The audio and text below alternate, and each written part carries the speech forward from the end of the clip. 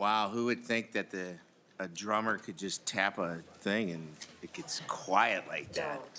Welcome to the Minnesota Senate Committee on Human Services. It's Wednesday, March 18th, and we are running a little late because I'm not going to make a joke about judiciary, but if you want to do that, we can go ahead and, where judiciary, I loved watching them. They were debating over the word it or shall or they or may or something. I just was like, my God, this is fun to watch, Jim.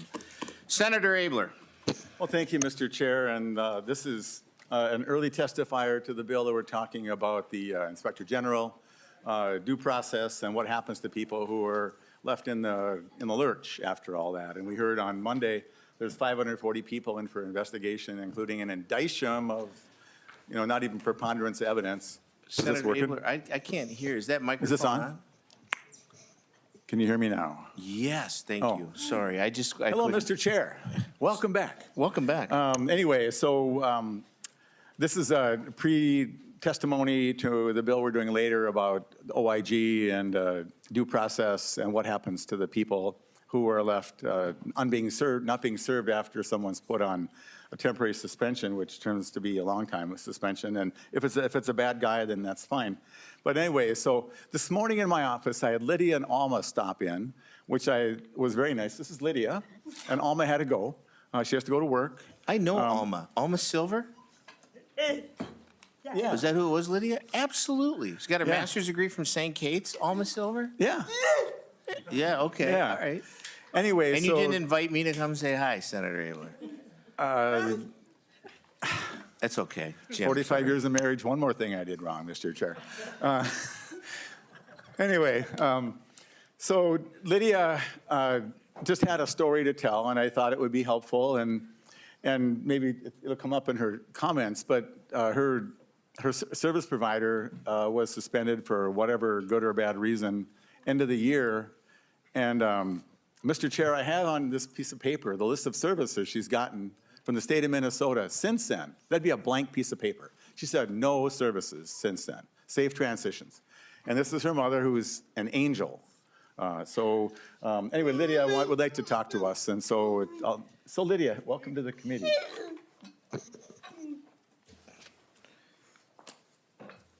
My name is Lydia Dolly. I live in St. Paul. I work for the St. Paul public school system, helping young adults transition into independent life. I grew up in Iowa, and I went to college at the University of Wisconsin, Whitewater. I have had cerebral palsy since birth. When I was born with my umbilical cord around my neck 2 times and had to be resuscitated. I need help with preparing meals, feeding, dressing, showering, and household chores. I have the caddy waiver through Medicaid for my services. On December 31st, I received a call from my caregiver agency saying that they would not be able to support me and my care needs due to fraud investigations. My services were being suspended until further notice. The time frame they gave me was 1 week up to 3 months. Because I want to live my life and contribute to my society, I went to college and got a full-time job. Since I choose to work, I have to pay for my medical assistance premium. So medical assistance is not free for me. Luckily for me, my mom left her job after 20+ years to work from home, so she can pick up and move in with me while I have no services, and she helps me. And since my dad has passed away, My mom has to rely on others to watch her farm and feed her dog while she's with me. So not only does it put stress on me trying to figure out how to continue living independently, it affects my personal care workers. Their job is put on hold and they no longer get a paycheck. So they had to find other jobs. So I have lost my staff that I have learned to trust and who know me. I don't blame them. They have families to support and bills to pay. You see, it affects more than just me. I have been trying to find a different company that is not under fraud investigation to take over my services. It is a struggle because companies don't have workers to support my services. The pay is low and most companies won't let a person work 40 hours. How can we expect to staff these agencies and for people to support a family working part-time for so little? Something needs to change so situations like mine don't happen to others. I have worked so hard my whole life, against all odds. Doctors telling my parents I would be better off in an institution and professors telling me I will never be able to be employed in my field of interest because I'm too limited. To people that look at me and because I am nonverbal they assume my brain doesn't work either. So I will advocate to make things better for those who can't and because I can. I believe Minnesota can lead on this issue. We can protect independence while also protecting taxpayer dollars. That is the purpose of the Home Care Stability and Accountability Act.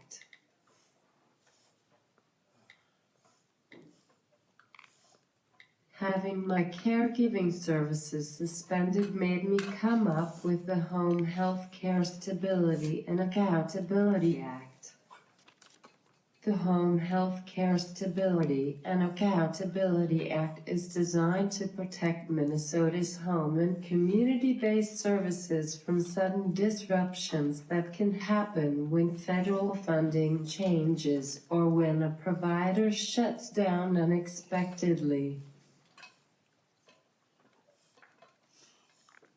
The bill would create a dedicated stability reserve fund that activates only if federal Medicaid funding drops below a certain level, allowing the state to temporarily stabilize home care services, while lawmakers work on long-term budget solutions.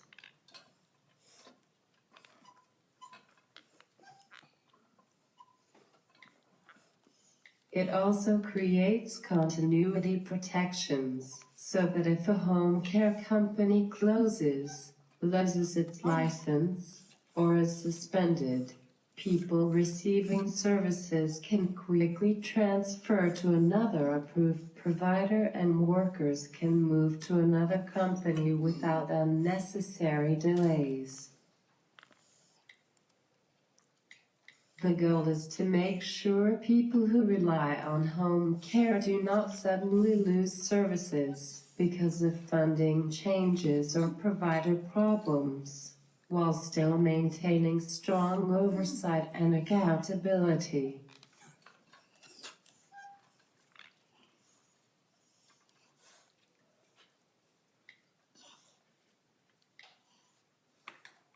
Ultimately, the Home Care Stability and Accountability Act protects three core principles: independence for vulnerable Minnesotans, fiscal responsibility for the state, and accountability for taxpayer dollars.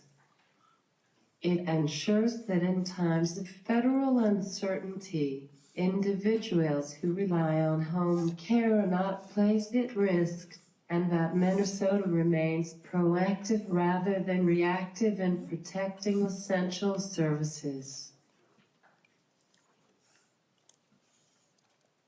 I created a petition in order for people to show support in changes needed to caregiver services. I have been speaking in Zoom meetings to the Minnesota Council of Disabilities in order to bring awareness to issues that people with disabilities have been dealing with in regard to care services.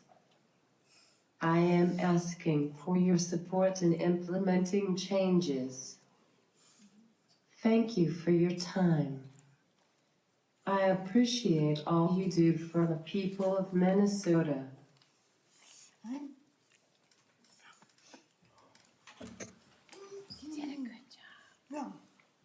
Do you remember, Senator Abeler, that Senate File 4354, I think should be in front of us right now. If you're okay, I asked your lead and our vice chair, and they would be okay moving that now. Let's have that discussion now. But do you remember 3 years ago, I mean, I remember 7 years ago when you said, we're independent and we mean it. Do you remember that theme, you know? And then 3 years ago, I said, let's get to the why we do what we do as this committee, right? That was our conversation. I am so full of sadness and anger at the same time because of what I just heard. And the sadness is that the system failed an individual, right? And then the whole thing I've been talking about this whole session that I'm back, boy, when I hear a click like that, that just triggers me. So now I'm triggered about sadness, triggered about the fact that somebody messed up somewhere along the line, right? Senator Abeler, in your bill, tell me about it, because I am just, thank you very much, Lydia, for re-educating us about to the why we do what we do. And so Senator Abeler, Well, please. Mr. Chair, and just one thing. So Lydia prepared a handout, and we're working to put together, and Alma might be around as well. Mr. Chair, if I could just ask your indulgence and wait on my bill. There's many people have for many other bills. I think at the end of the day, there's going to be a smaller crowd wanting to talk about this, as important as it might be. So if I could be allowed to defer, I would appreciate that, and just go back to the It's the your schedule. choice. I just Thank thought you've got, you know, and And so I just want to, DHS was unaware you of want to go to the this. floor with this bill? I make a motion to move Senate Thank File you. 4354. So, Mr. Chair, just so our amazing DHS staff has met, and I imagine something will happen Yes. for her. Yes.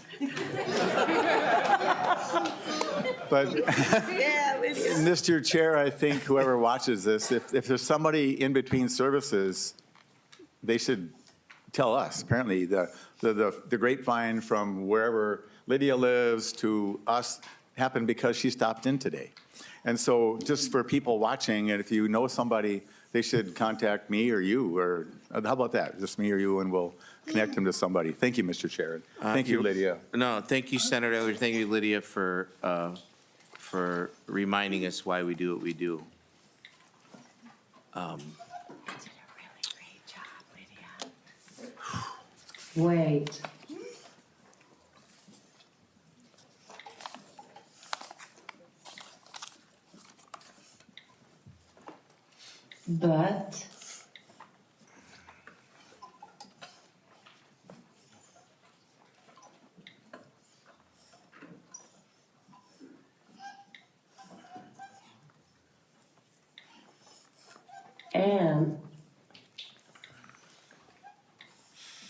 But then the It's okay, slow down, it's all right. You want this? Yes.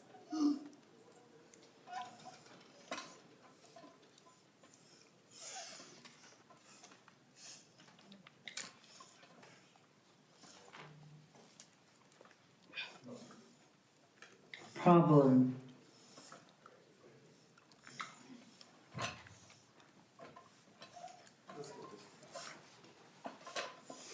It's a problem.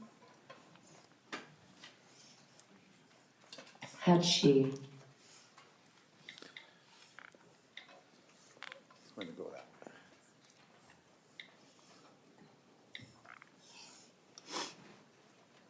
way. Is The problem is,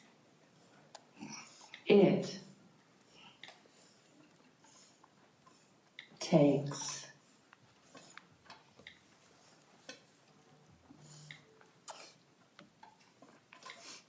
uh-oh.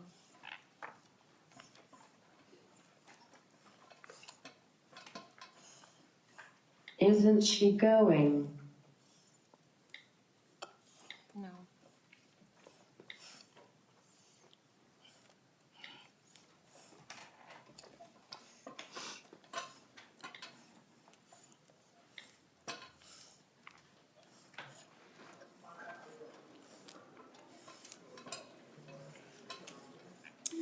The problem is it takes them, you, L, long, too long, to get back to you, and it is in not my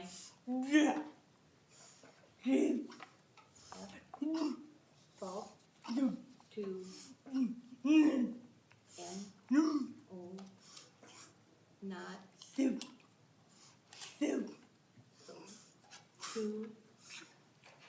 Problem is it takes too long. T E tell people if I don't have service or it takes the company a long time to get back to you when someone's not gonna show up and, or when they don't, when they are C L O S Close.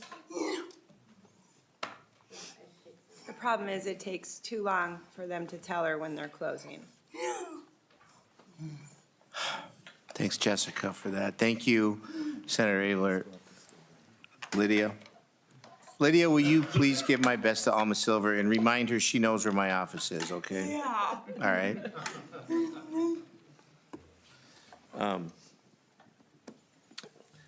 Last season, we heard significant feedback from this committee and providers regarding a proposal to address challenges stemming from the high concentration of congregate care settings in the Northwest Metro.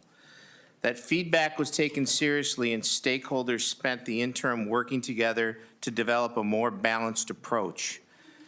When Representative Danny Nadeau, yes, Jordan, he's part of your team, he took the lead on the conversations with a lot of stakeholders.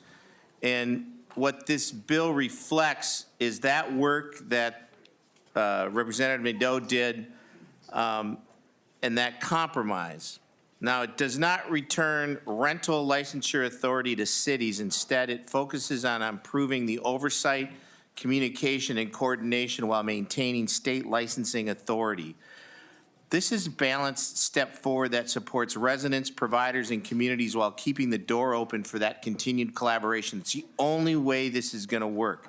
And so what I saw Representative Nadeau do, well, I didn't see it. I was actually laying in a bed watching it and getting reports on it. The bill focuses on 4 areas. And members, let's just talk about those real quickly. First, it improving the MARC process to ensure timely response and follow-up on safety concerns by closing the communication loop. Second, it establishes a consistent prospective-only facility distancing standard to support better distribution of services statewide. When this was established, there was a certain member on this committee saying, why don't you just roll 245D over into that? Do you remember that, Senator Abeler? Third, improving communication by requiring notification to local governments when new licenses are issued, and that enabling our early relationship building. And fourth, creates an optional state-local partnership for building inspections without changing licensing authority. That's the key. The licensing authority cannot be changed, right? That's what governs this. So I also want to be clear. This effort is not about excluding people with disabilities or older adults. The stakeholders remain actively engaged and are continuing these conversations to find a path forward. And members, what you have is, I know I see Mayor Ryan Sabas is here from Champlin. Nice to see you. And the work that you and Council Member Tim Huttner have been doing recently. You just had a little Mississippi River crossing conversation. Although I'm still waiting for my invite to that, but that's okay. I'll give that. But what you and Councilmember Tim Huttner have been doing is good work, communicating with neighbors. Brooklyn Park Mayor Hollis Winston is here. Councilmember Klanowski is here. I also noticed that if Nicole Klanowski and Hollis Winston, if you two want to come up to the what's that thing called? Dais. Is that a dais? Yeah. Don't ever get shot 9 times because you look at something and you forget about what that is. I look at Glenn Grunhagen over there. I have to say, I know that guy from someplace. I'm glad you guys are laughing because that was funny. And then Sarah Grathstrom from ARM, Josh Berg from Accessible Spaces, and Zanya Harut. That's all I have for testifiers. So who wants to go first? The Honorable Mayor or the Honorable City Council Member? Make sure this is on. Can you hear me? Yeah, yep, for the record, if you could just state your name and. Yeah. I'm Nicole Klanowski, Council Member for the City of Brooklyn Park. Thank you, Chair and Committee. I've spent more than 20 years working directly with people with disabilities and mental health concerns, primarily in nonprofit vocational programs, helping adults live and work in their communities. I helped establish one of the first fully community integrated programs in West St. Paul, supporting adults on the autism spectrum. Throughout my career, the focus has always been person-centered care, dignity, independence, and community integration. This issue is also deeply personal for me. Today, a family member with severe disabilities lives with me, as does my granddaughter on the autism spectrum. My family also carries generational trauma tied to institutionalization of the past. My great-grandmother, Rosella, was institutionalized from childhood following her mother's institutionalization. Rosella was at the Otana State School, where she was sexually assaulted as a young teenager. And from that sexual assault, my grandfather was born. He was also institutionalized in a state-run orphanage for his life. Rosella lived nearly her entire life as a ward of the state, and due to that status, when she died, she was buried in an unmarked grave on the border of Brooklyn Park and Brooklyn Center. For decades, our country has worked to move people out of institution and into communities. And that is why what I'm seeing today in Brooklyn Park and our surrounding communities is so concerning. The system I worked in was mission-driven and centered on people. Today, we are allowing that model to be replaced by a for-profit business model where corporations and LLCs make decisions based on profit, not people. And the numbers show just how dramatic this shift has been. In Brooklyn Park, less than 3% of our congregate care homes are nonprofit. 97% are operated by corporations or LLCs. This is resulting in a loss of choice for residents and their families about where their loved ones live. Congregate care homes are becoming extremely concentrated in a small number of communities. Brooklyn Park now has more small assisted living homes in one city than every county in Minnesota outside of Hennepin County. The level of concentration is not community integration, and it is not person-centered care. These profit-driven staffing models are affecting the quality of care residents receive. We are seeing situations where staff do not know the names of the residents they're responsible for, nor do they understand their medical conditions. When care is delivered through bare minimum staffing models designed to maximize profit, it's the residents who receive less care than they need. Because these staffing models are insufficient, police, fire, and EMS are often called to respond to situations that a trained caregiver should be handling. In effect, taxpayers are paying for these services twice. once through the service system and again through emergency response. Meanwhile, residents living in these homes are receiving less care than they need. In some cases, the consequences are tragic. In Brooklyn Park, a police found a vulnerable adult who had drowned in a retention pond, and the staff did not even know that person was missing. This profit-driven model is determining where these homes are located. We are seeing LLCs and corporate providers purchasing large numbers of single-family homes in highly concentrated areas where the housing is more affordable. This concentration, again, is not about person-centered choice. It's a profit business model. What we're seeing in the community is the opposite of everything that I worked for in my career in human services. Even federal litigation has recognized this concern. In Murphy versus Harpstead, Minnesota's reliance on congregate residential settings was challenged because people were not always given real opportunities to live in more integrated housing. For decades, advocates fought to move people out of institutions and into communities. But today we are drifting back towards that system. We have simply rearranged what institutionalization looks like. Instead of one institution, we are now creating institutionalized neighborhoods. Thank you. Ms. Klinowski, thank you. And I know there's going to be some questions afterwards. Members, do you want to just wait till everybody's done before we have our robust discussion? The Honorable, and I forgot the Honorable, your Chief of Police is here too. Mark Bruley, I am grateful for the work that you do. Thank you. And the members, the work that you're doing with your AIM program, the program that you're doing to help folks prior to police intervention. It's absolutely something I know this committee is very interested in seeing more results on that. So thank you for your work. Hollis Winston, welcome. All right, Chair Hoffman and members of the Senate Human Services Committee, thank you for giving us the time to speak today. My name is Hollis Winston. I am mayor of the wonderful city of Brooklyn Park. I was actually going to come in and go off the cuff today, but apparently I was told, because I'm speaking in front of the chair and the committee, that I need to prepare a statement and read that statement. I don't know if that's to save myself, the city, or the cities involved. Well, you also want to know, Chief, that you know, you're in the Senate, not the House, so where's your tie? I mean, that's the thing that, you know. Our chief, there's a tie here. See? You got a tie on? Yeah, Oh, my God. See, you can't haze me, man. But today, I'm speaking on behalf of a cohort of 10 cities in the Northwest Metro: Brooklyn Center, Champlin, Coon Rapids, Crystal, Fridley, Golden Valley, Maple Grove, New Hope, and Robbinsdale, to urge you your support of Senate File 4279. This legislation puts the interests of our residents first and foremost. Now, our role as mayors is to provide the highest quality of care and services for our community, and to speak out when care and services become compromised. That is why we write today. That is why I am here speaking today. Now, for years, the availability of low-cost housing stock in pockets of the Northwest Metro has attracted for-profit investors to purchase homes in clusters and convert them into state-licensed congregate care facilities. The result is concentration, not integration. Concentrations of congregate care facilities in our communities have become service hubs where vulnerable individuals' choice of housing is not based on what is best for them or where they want to reside, but on what is located most convenient for the provider.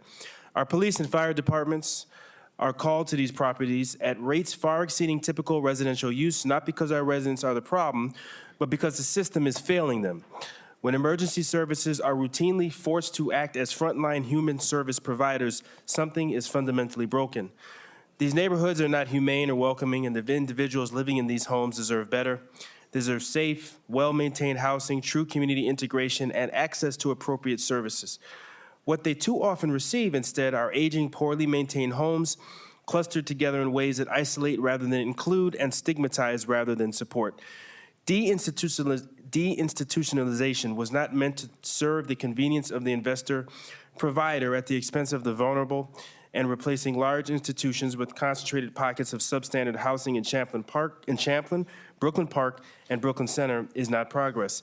Asking for a distancing requirement for these congregate care homes isn't segregation, as has been suggested. It is a compassionate, common sense approach to ensure care is distributed thoughtfully and that residents are receiving services are truly part of the broader community. I will say this very quickly in closing. I am the first generation that was born outside of segregation or redlining, right?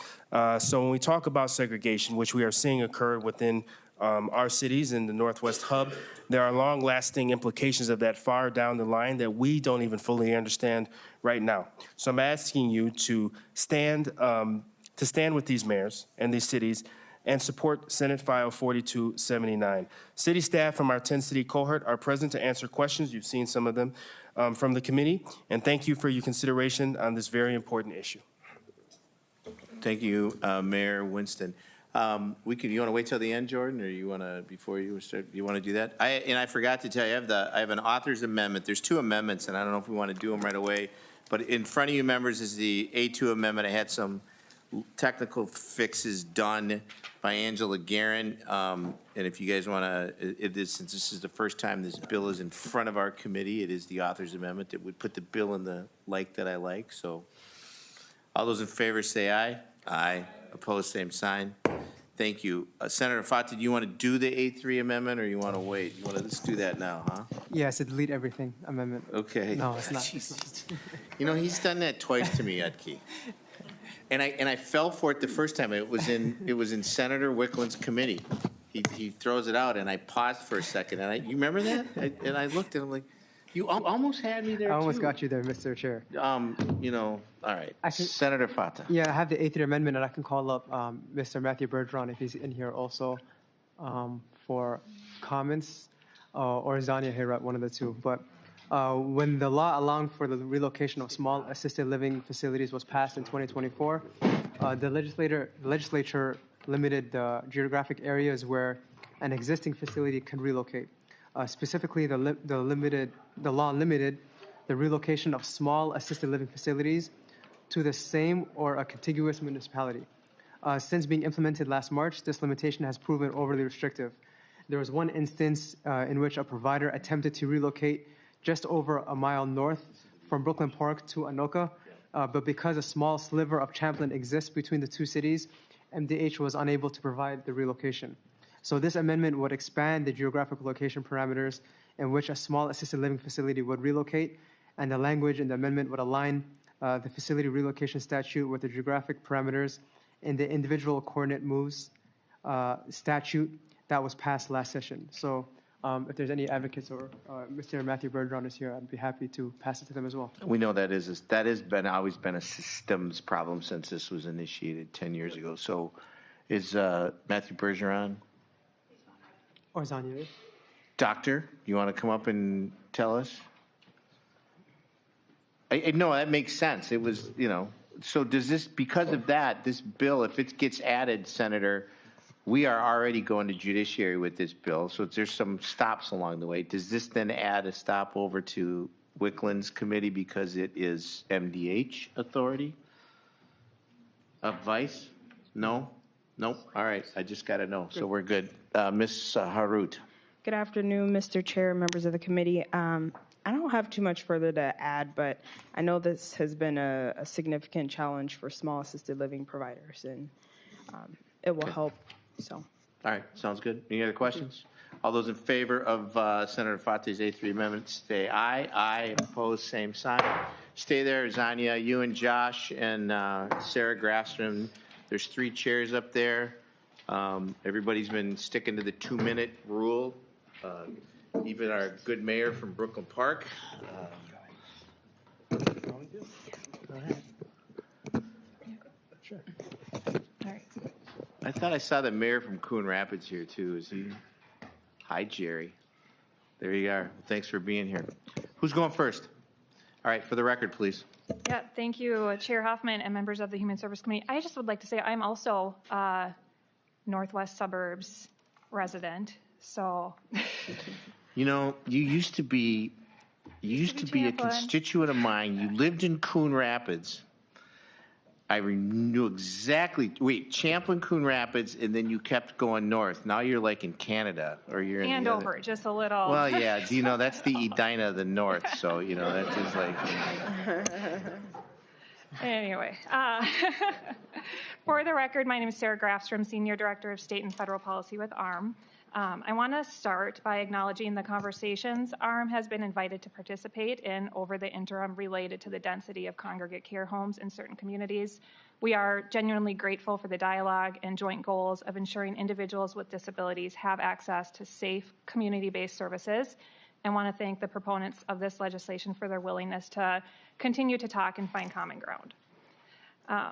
I'll just kind of jump ahead knowing the time. I want to say, and this has been established already, the bill in front of you addresses two different types of licensed congregate care homes, 144G assisted living and 245D community residential settings. ARM represents 245D residential settings, so I will be directing my comments towards sections 4, 5, 6, and 7 of the legislation. So beginning with section 4, requiring notification from the commissioner to a municipality 30 days prior to issuing the license. When licensing a new home for our providers, they work directly with their lead agency. This includes coordinating fire marshal visits and a site walkthrough with the lead agency. As this language continues to be considered, we would encourage the legislature to consider how the lead agency may play a role in the notification process rather than the commissioner. And I also know within the A2 amendment, there is a change that would allow the notification to happen 10 days after the license. For 144G homes, we would support that language being brought over to the 245A section of the bill as well. Section 5 of the bill would allow the commissioner to delegate authority to a county agency or local unit of government to inspect a residential program. In 245D homes, this authority is already delegated to the county agency, and providers pay a $2,100 annual fee per site for the county agency to inspect their homes. We do have concerns that further delegating this authority could lead to inconsistent interpretation of rules and regulations across the state. We do understand the amendment on this language with the intent to specifically make the city inspections for fire codes, but would still have some concerns around duplication of inspections. To section 6 of the bill, which imposes proximity limitations on all new licensed homes supporting people with disabilities. Enacting statewide proximity language as proposed in Senate File 4279 does create barriers to where people with disabilities can live, and further paints the picture of people with disabilities who access services provided in a CRS as being different than everyone else. This proposed policy is in conflict with the Fair Housing Act of 1988, which makes it unlawful to utilize land use policies or actions that treat groups of people with disabilities less favorably than groups of non-disabled persons. With the Department of Justice and HUD having taken past positions stating that proximity restrictions are generally inconsistent with the Fair Housing Act. And I just want to highlight, because I know I'm coming up on time, two different things we have for 245D homes. We have a license moratorium in place for 245D homes. It's been in place since 2009 with an exception process that requires the commissioner to consider current community capacity before issuing a new license. We also have the home and community-based settings rule. This rule restricts a provider from opening or operating homes that share a property line. The purpose of this rule is to ensure that home and community-based settings do not have institutional qualities. Homes that were opened before the rule went into place went through heightened scrutiny to ensure they were community-based, with all new homes required to meet these guidelines. We would propose an alternative approach to look at these two regulations and identify ways they may be strengthened to meet the goals brought forward by proponents while still following the Fair Housing Act guidelines. And finally, with section 7, with requiring MARC reporting, new language would require that if a report is not moving on to be investigated, the reason behind that decision be shared with the reporter. We have concerns that personal information about a vulnerable adult at the center of the report could be included in that decision. And as the legislature continues to consider this proposal, encourage you to look at restricting what information is shared to ensure that no personal health information is included in the follow-up report. Just to conclude, we encourage our members to have strong relationships with emergency responders and law enforcement and their communities, and are always willing to talk through ways that we can work together, better together, to address challenges and create neighborhoods and communities that support everyone who lives there. Thank you. Thank you. Next is Josh Berg. Thank you, Mr. Chair and members. My name is Josh Berg. Today I am here as an advocate, as a city council member, and as a provider, and I'm going off script, which I typically don't do. And we've danced around a lot of the discussion here, and it makes me sad that we're still stuck having the same discussion about where certain people are allowed to live in our communities. I appreciate Mr. Chair and Representative Nadeau for engaging with their constituents to bring this discussion forward. But I can say without any doubt, I am proud of the work that we did a couple years ago to remove the city's ability to require rental licenses on these settings. We saw time and time again of cities abusing that maneuver to zone out and to not allow individuals with disabilities to live where they chose. I can't, in any good faith, continue to say that there are good things within this bill. Notification stuff, fine. Delegation of giving what we already delegate for counties to 850 plus cities is just absurd to think that that will go well. We're not fixing the real problems here. The real problems are enough affordable housing, enough transportation, enough workforce in certain areas. I looked today at the Met Council's data. A house in Brooklyn Center and in Chaplin costs $80,000 less than in Elko New Market. You have one of the biggest champions of disability services providers sitting right here talking to you right now. I would give anything to bring more settings like this to my community. I can't, because the market doesn't allow it. I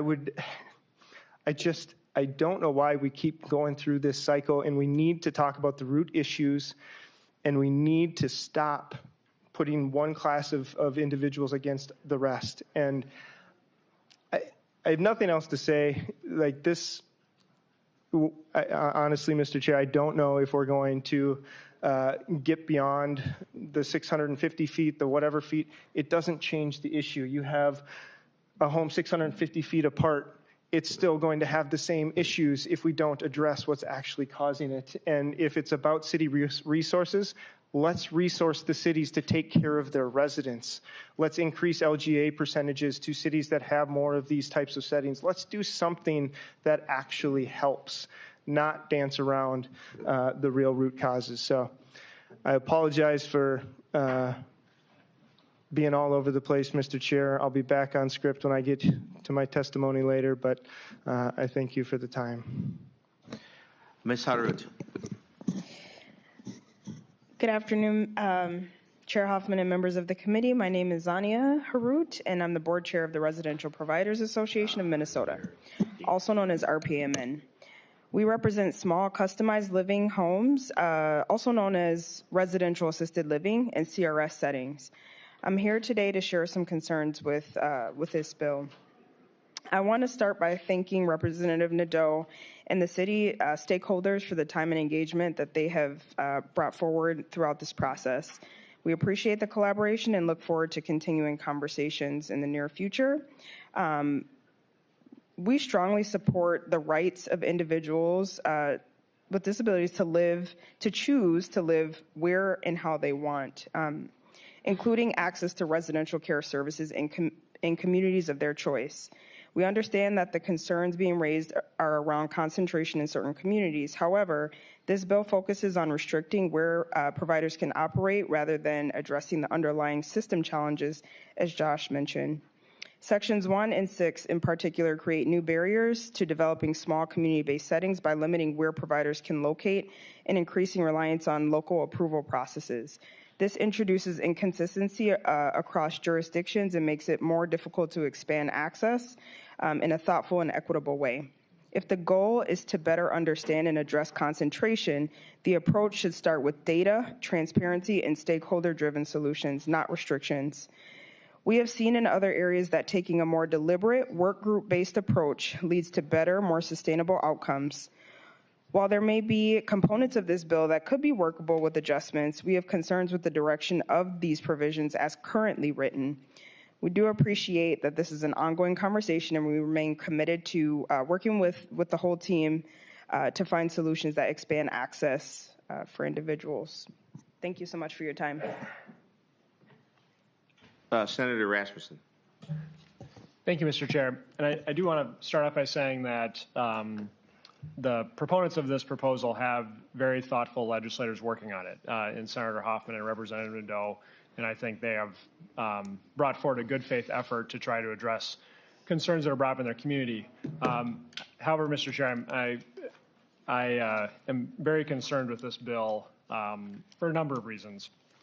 And one, I want to share a story. I had a chance last year to visit a group home in Fergus Falls.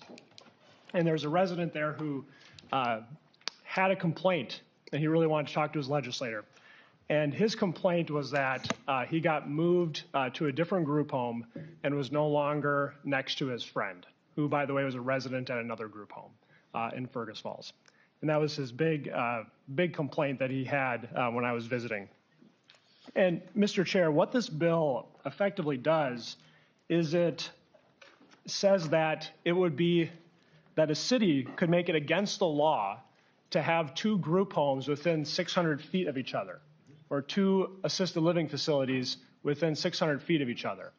And what you could effectively do is limit the number of individuals who have a disability living in a community. And if there are concerns around the quality of the services being provided, let's address that. If there's concerns about the state of the buildings that these license holders are operating in, let's address that. But Section 1 of the bill basically says we want to make sure we don't have too many individuals with disabilities living too close together in our communities. And I can't find any public policy justification to support that. And in fact, I think as we look at the housing landscape within the Twin Cities, I think Mr. Berg brought up a good point. There are many communities that use other forms of exclusionary zoning to make it very expensive for these types of providers to own properties and to own homes within those areas. And I think by further limiting, we've already economically limited where some Minnesotans can go. And now we're going to limit where Minnesotans can live based off of disability services they receive. I can't support that. And Mr. Chair, just wanted to express those concerns here at the bill. Thank you. Thank you. And Senator Rasmussen, we've been, last year we had the same conversation, right?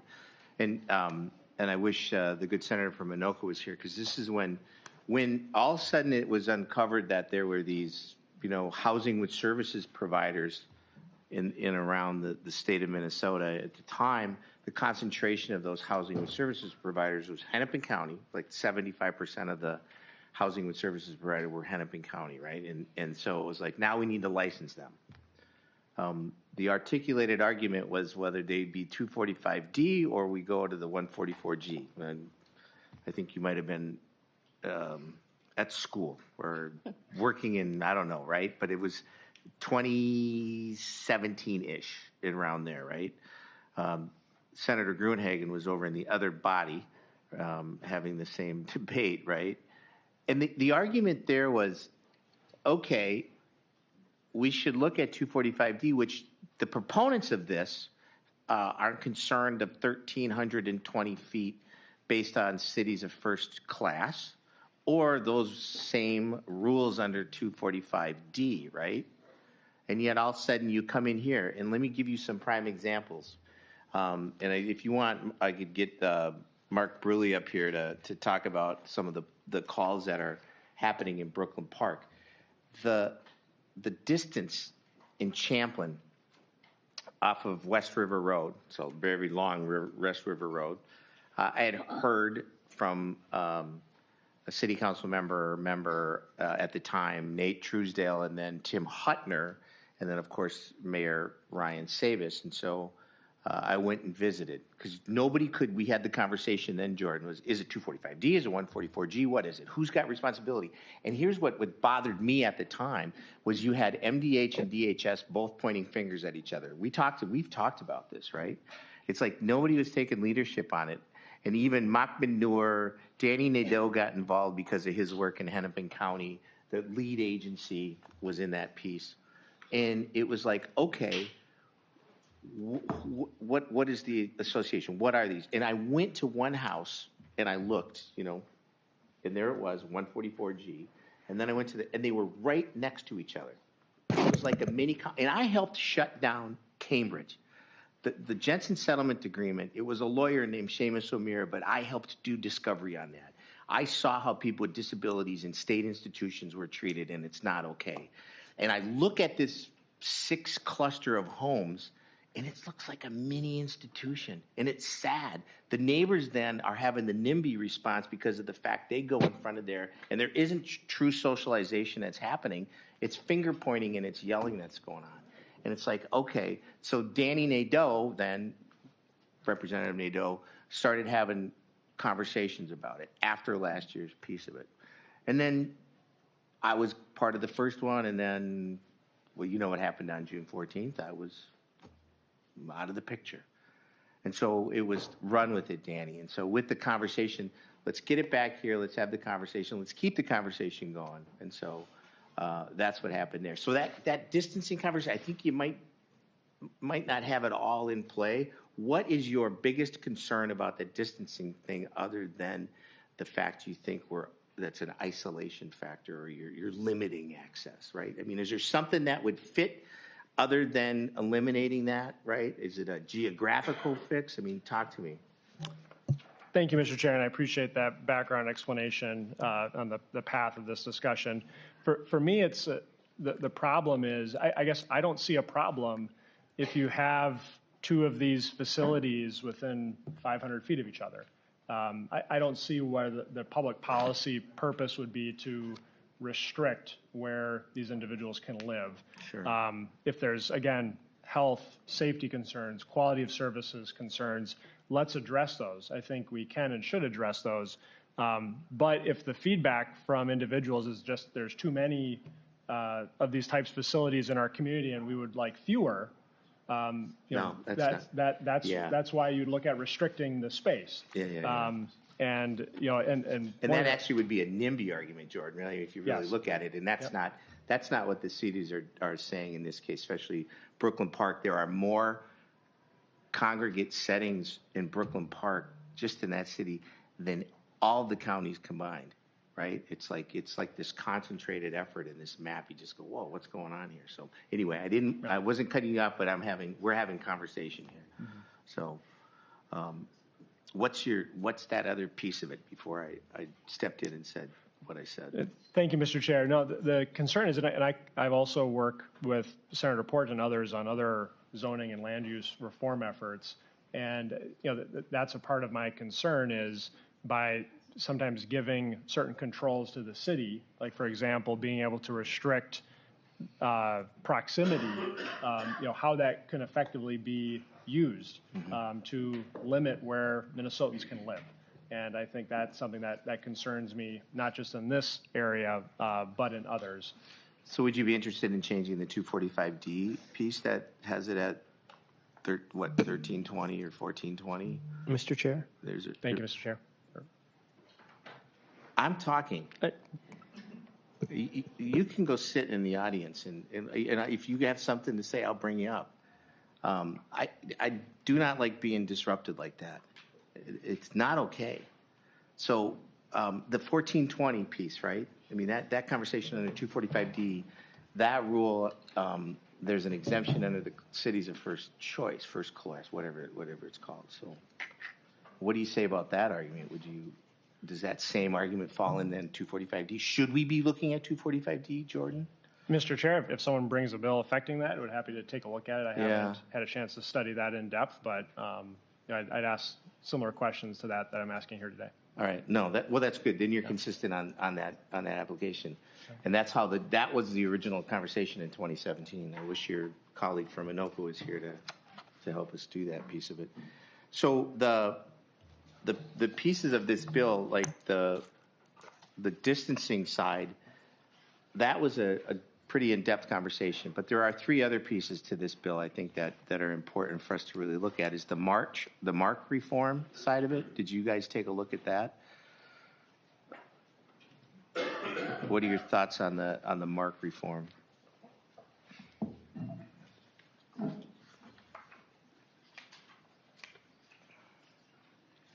Mr. Chair, do you want to point me to a place in the amendment or the? No, it's in the whole bill itself. When we were talking about it, section 7, if you take a look.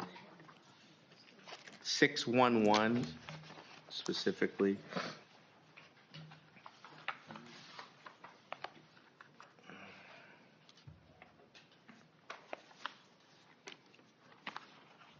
So that's all of those. That was the whole conversation about the Minnesota Adult Abuse Center. That's the intake and response process is the thing we always found, especially in disconcerting the situation we're talking about here, was that there is lacking coordination between state and local officials that protect vulnerable adults. Hence my comment about finger pointing that was going on. And we've seen that, we've had that conversation in this committee. So that really looks at strengthening the coordination between the state and local. And is that, when you take a look at that, you're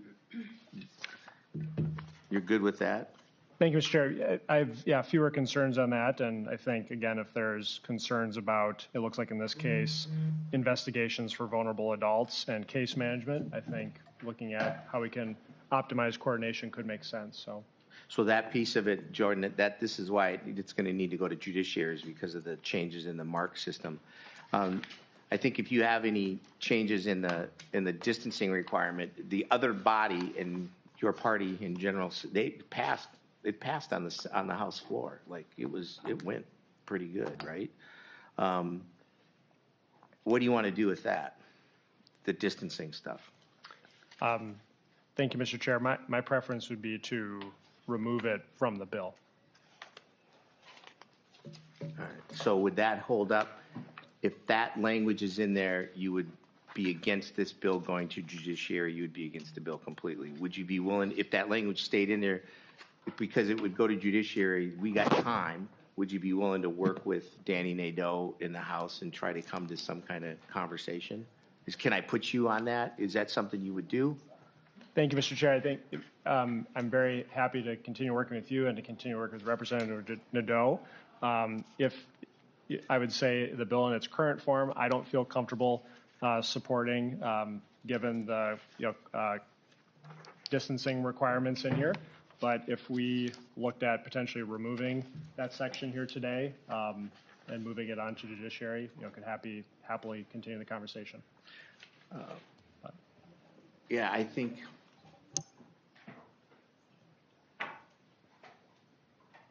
when you look at the municipal notification on license issuance, because that was also an issue, you guys are good with that? Yeah, everything else, it sounds like everything else is good. I just gave the good senator from Anoka, I was just talking about the history of when housing with services became this. And then, you have the cities of first class that have the 1320, and you have in 245D the 1320. Senator Rasmussen is struggling with the fact that there's a 600 and whatever the 34 or whatever the number is on that.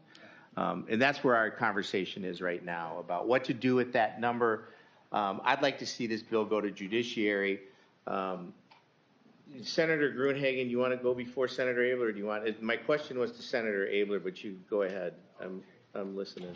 Oh, thank you, Mr. Chair. Yeah, I just, the information I have here is, and it was alleged by one of the testifiers, I think, is that some state and local governments have tried to address this concern about the density by enacting laws requiring the group homes to be at a certain minimum distance from one another. The Department of Justice and HUD take the position, and most courts that have addressed the issue agree that density restrictions are generally inconsistent with the Fair Housing Act. So I believe one of the testifiers said that the distancing requirement could be subject to a lawsuit if this were to be enacted under the Fair Housing Act. And the other thing I would say is, we can't be the first one who is trying to address this, okay? There's got to be other situations where they've addressed this in a positive way. And I get, I don't have the background in that, but I certainly would be interested in looking at alternatives of how you address this one of the things mentioned in the summary here I have is that the local governments could believe that in particular areas that they could offer incentives. It doesn't, I don't have the description of that, to provide to locate future homes in other neighborhoods. Yeah. And the last thing I'd just say is, does this apply statewide? You know, if we have a problem in a particular area, I think do that area. I really don't want it out in my district, okay? Because I don't think it's a problem. And I think you might actually reduce access for disabled, okay? I won't add any more questions. You can respond to any one of those three, okay? Well, I know where you live. I mean, that's, yeah. Well, I hadn't thought about that, but you know what? That's something, because if you look at it, if you look at the map, and when we first did it, not we were, this committee first did this in 2017. Is that when, Jim, was it 2017, 2018? When so you looked at, and I said earlier, 75% of the housing and services were Hennepin County, statewide was Hennepin County, right? But now when you look at it, you know, Chief Bruley will tell you, you know, it's right in Brooklyn Park has more of these group homes, right, or however, congregate care, 144G, now that they're licensed as 144G, than anywhere else, than all the counties combined, right? And they're concentrated, Glenn. So I don't know. I mean, I don't know what the, you know, I don't know what the fix is.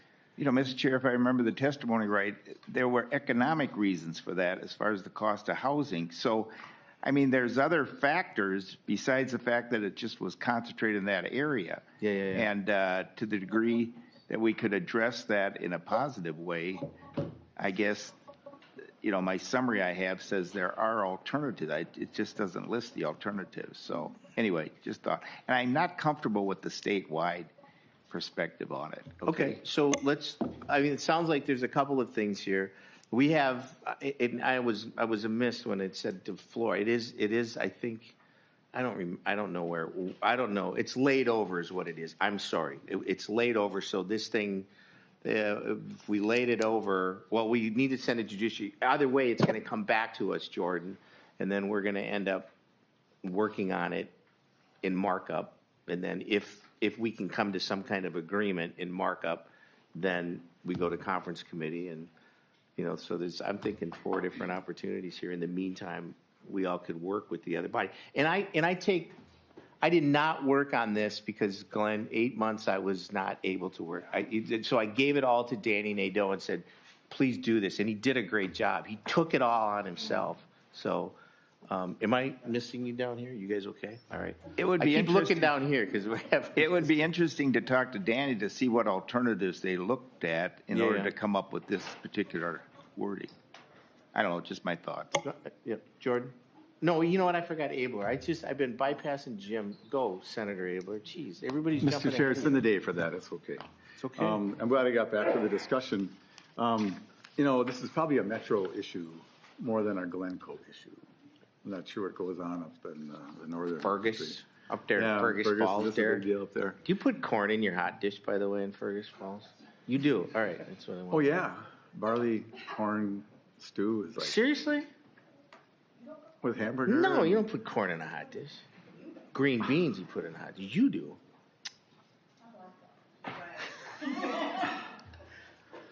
Does Emily put corn in her hot dish, Jim? Whatever she puts in, I eat. I love it. That's good. It's the simple life, Mr. Chair. Well, this has been discussed for a long time with 10 no years. resolution. And right now, you could put 10 of these in a row. Yeah. And what chance is there for community interaction with that? Yeah.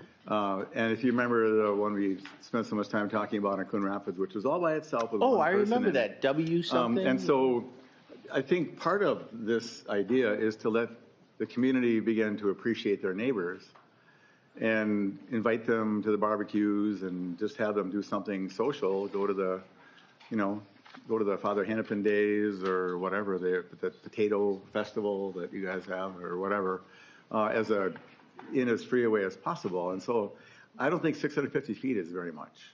And I think it should be discussed at more than just like, let's take it out and do it later, and with all respect to my colleague. And I know I was gone for the testimony, but I know what the testimony is, and I read a bunch of it.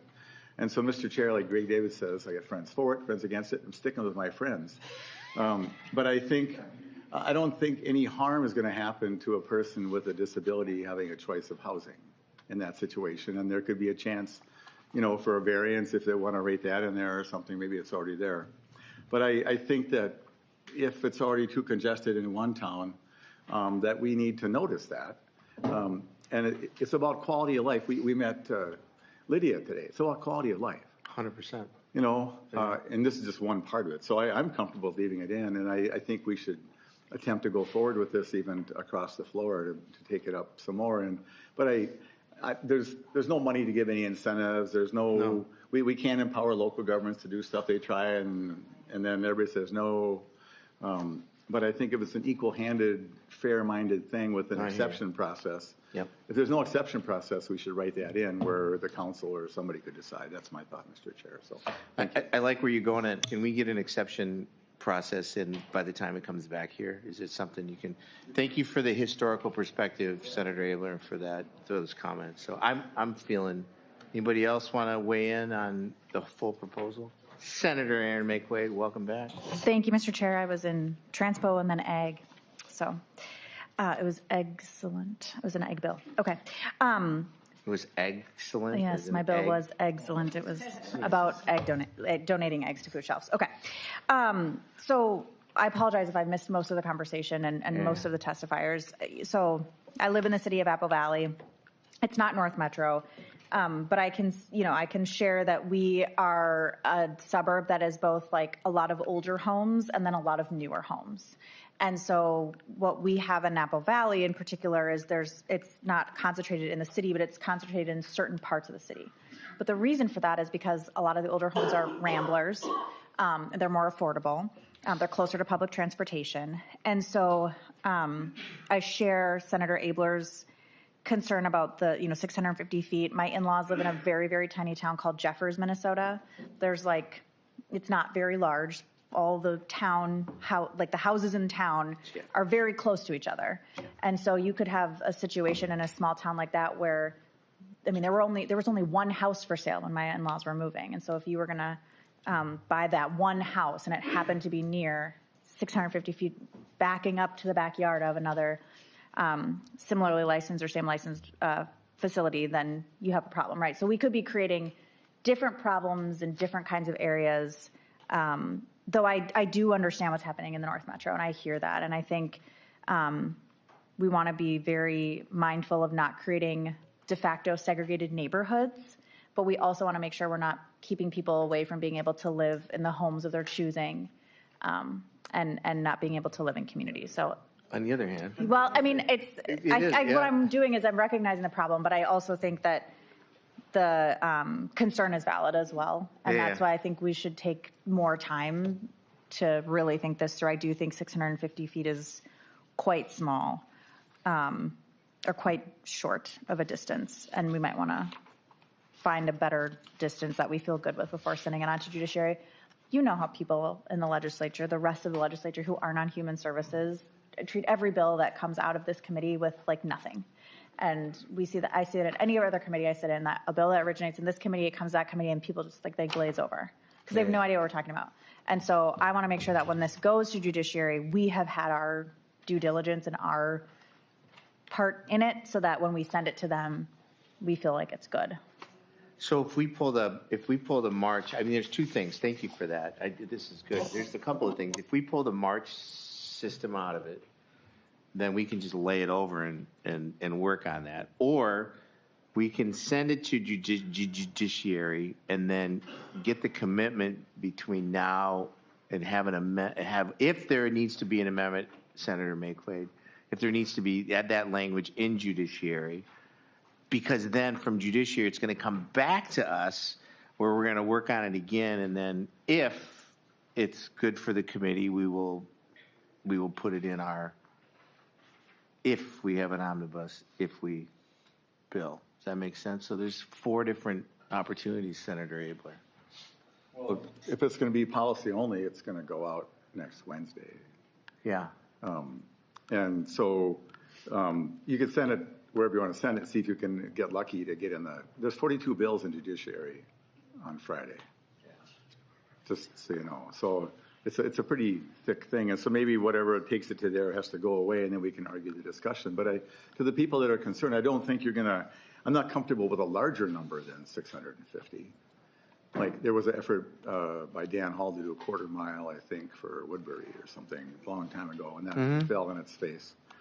So, I mean, I don't know what number makes sense, but I don't favor that they should be, further. I think it's a reasonable compromise. It's better than a quarter mile, which is 1,760 feet. Correct. And you wouldn't want it 300 feet. That'd be, Well, and what you have. Anyway, so that's all I got. No, I see what you got. What you got is. Send it off and see what happens. You want to send it off? I'm good with that. So,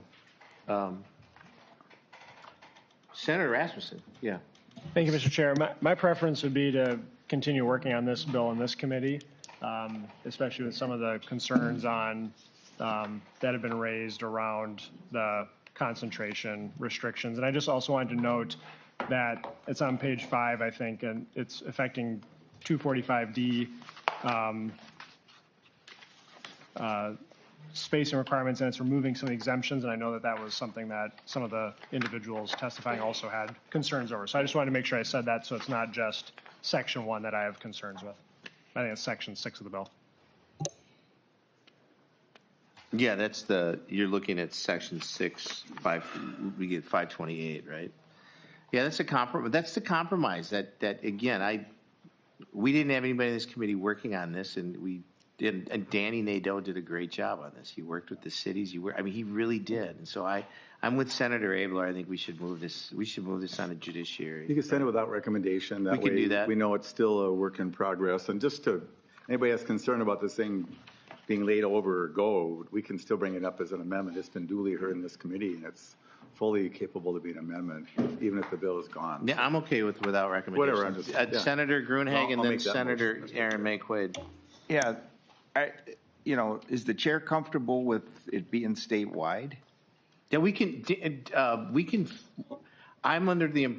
we can fix this anytime we want. I hear you on Glencoe. I've been to Glencoe. Matter of fact, I played in a band in Glencoe. And your mom votes for me, I think. That is correct, Dan. God, he always has to bring that up. My niece did vote for you. She had a sign. She had your sign in, but my mom had my sign in her front yard, not yours, Glenn. Just remember that. Yeah, but that was a compromise.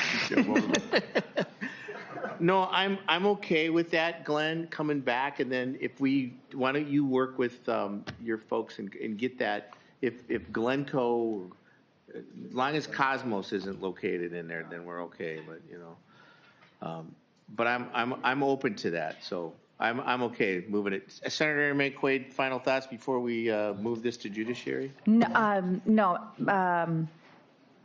Mr. Chair, I was looking through on effective dates, and I guess I was also wondering about renewals.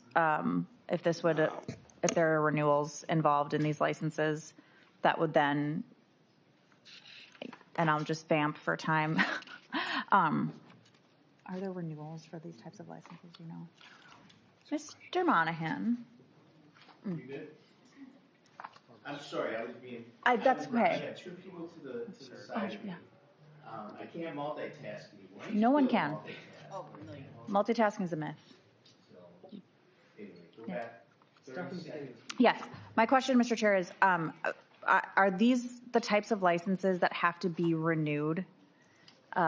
And by that, what I mean is, in here there's effective date, so it's applies to applications and for provisional licenses submitted on or after the effective date, so July 1, 2026, July 1, 2027. And my question is, are there renewals that are involved so that at some point down the line you might have provider settings that are near each other and that violate the law? I'm sorry. Say that again. I have too many people talking to me at the same time. I'm sorry. I'm going to adjourn this. Are there renewals for these types of licenses? And I see the effective dates are July 1, 2026, and this only would apply to applications submitted on or after that date. But if there's renewals, would this bill apply to those renewed licenses where you might have settings that are located? No, that was my question. Thank you. Sorry, yeah, I'm sorry. Took that long. My microphone was off, now it's on. Senator Utke. Thank you, Mr. Chair, and I was just going to weigh in on what I've been listening to here. I think at least my recommendation would be to let's lay this over and give it I mean, nothing's going to happen to it until next week now anyhow. We need to figure out, we need to be in agreement here first before we send it off and let somebody else play with it. I'm saying that we need to have further conversations from what I'm hearing because we're going multiple different directions. And we got to reel this in some so that if it does go to judiciary, we know what the plan is, because they're not about making sausage out of this. They're going to be looking at just certain things and want to get it off their plate. And so I think we need to do the work here. And thank you, Senator Utke. The only thing that judiciary has any jurisdiction on regarding this whole law is the MARC reporting center. That's it. That's the only thing. So we would send it to judiciary. They would only comment on that piece of the bill and send it back to us. If they clean it up, they send it back and we work. In the meantime, I think doing it without recommendation allows us to continually doing the work that needs to be done while we get them to, if they take it up, because like the good senator from Anoka said, there's 42 bills on the thing. So yeah, tomorrow. I like what Gruenhagen and Abeler are saying, send it without recommendation. Let's work on it, get the March thing, if we get a piece, and then we're back at it. Does that make sense? Yeah, I mean, they're not going to touch it till next week anyhow. So, I mean, we'd have enough time to have another meeting on it before we'd even have to send it out to them, because they're not going to get to it. Yeah, and there's no reason why. If we send it without recommendation, we can bring it up at any time, correct? Yeah, that's so. Okay. Yeah, if we formally need to either send it on or say goodbye and it's off the table, right? So does that make sense? I appreciate that. Anybody else? We're good. I'll move that Senate File 4279 as amended be passed without recommendation. Did I say that right? And referred to Judiciary and Public Safety Committee. Is that correct? Is everybody understanding? All those in favor say aye. Aye. Opposed? No. It does pass. Thank you. That's what we're about. Jordan, how you doing on time? Do you guys, you have to go now? All right. Thank you, everybody, for coming in on that. 4395. Senator Mohamed. Come on. You're out of line.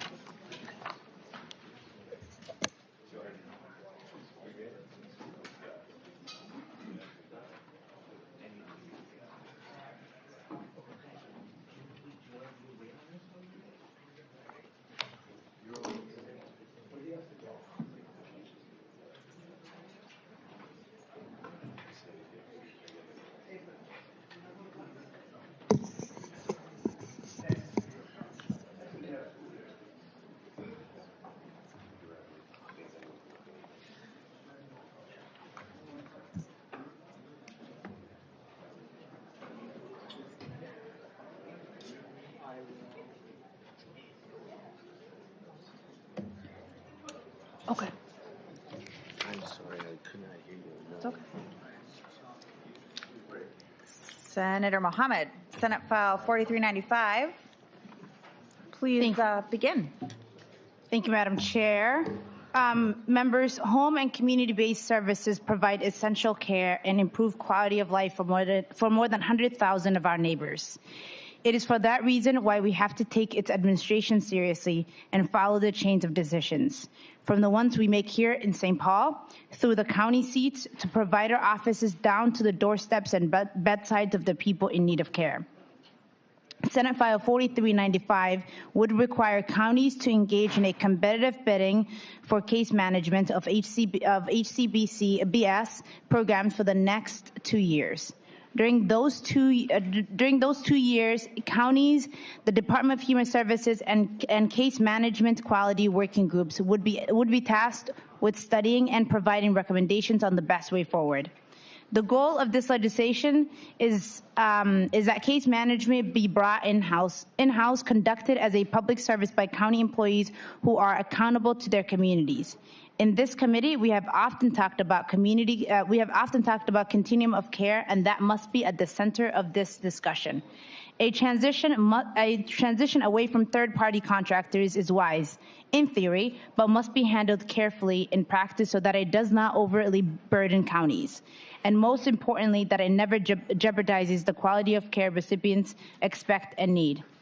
I will note that this legislation has the support of the Minnesota Council on Disabilities, which cites ongoing issues of frequent turnover and inadequate training that is negatively affecting the current case management systems. As the Council says in a letter of support, strengthening this system is both necessary and timely, and that should be in your packets. Our plan should be to balance the need to transition with the timing, method, and what replaces the current case management system. We won't get to that better outcomes without a serious and lengthy discussion, and this legislation is where that discussion starts. And with that, I believe there are testifiers, Madam Chair. Thank you, Senator Mohamed. And just for the record, the quorum is present. All right, first up we have Jillian Nelson and then Joe Reynolds. If you want to come to the testifying table. Jillian Nelson, please introduce yourself for the record. You may begin your testimony. Good afternoon, committee members. I'm Jillian Nelson, Policy Director of the Autism Society of Minnesota.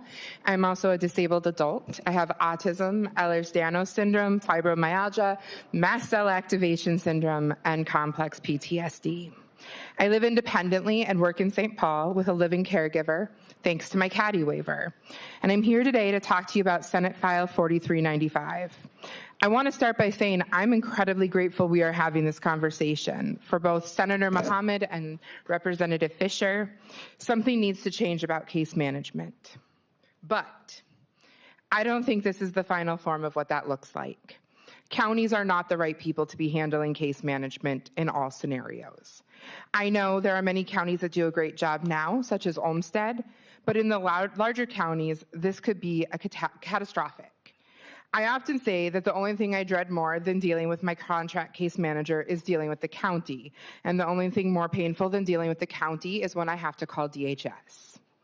In the last 3 months, Ramsey County has lost my MAPD payment that I made online 3 times. They have shut down my waiver 3 times. I have made approximately 17 calls to the county and spoken to a human being exactly twice.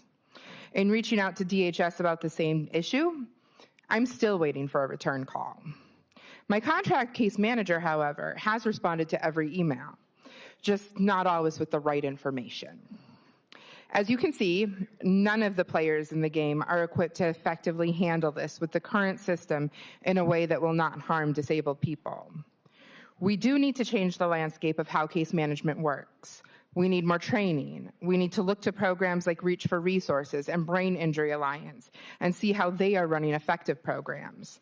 We need accountability for both contracted case managers and counties when errors are made or unnecessary hurdles are put in place for accessing services. We need to open up a choice for people with disabilities. Let us choose between a county case manager or a contracted agency we would like to work with.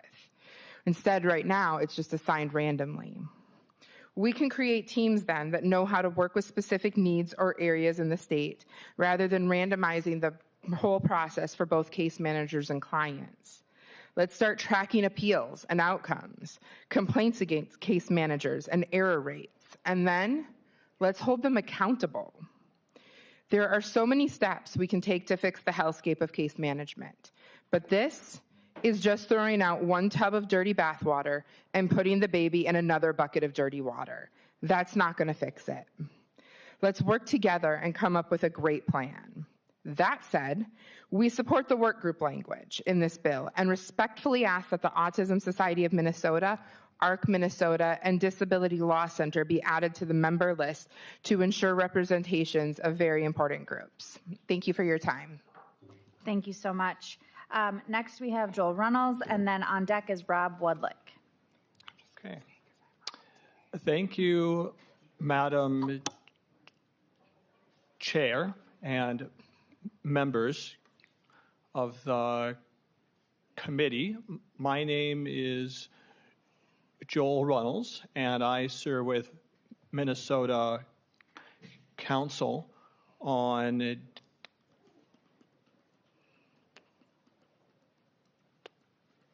disabilities. Many of you know us. We serve as a liaison, liaison between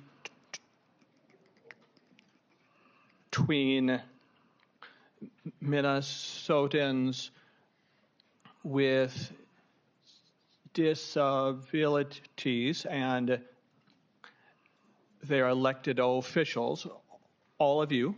I also self-identify as a person with a disability. Specifically, I grew up with a severe to a moderate stutter. So I will share that MCD supports FS 4395, which aims to improve quality of case management services for Minnesotans with disabilities. This bill includes important provisions related to oversight, competitive contracting, a legislative work group, and rate study. We also note that the bill proposes a transition away from a contract-based system to one administered by the counties by July 1st, 2029. While we understand the intent of this shift, we also have concerns specifically about how this shift is implemented. So worries about that implementation phase, especially whether the counties will have significant workforce capacity to take this on without having further delays and disruptions in service delivery, which is something we've already heard a lot on, and we don't want to further exacerbate this kind of an issue. Case management has long been a priority for the disability community. We're already wrestling with frequent turnovers and inconsistent training that can lead to service disruptions and make it hard for individuals and families to effectively navigate even the support which is available. Strengthening this system is both necessary and timely. At the same time, case management is like the front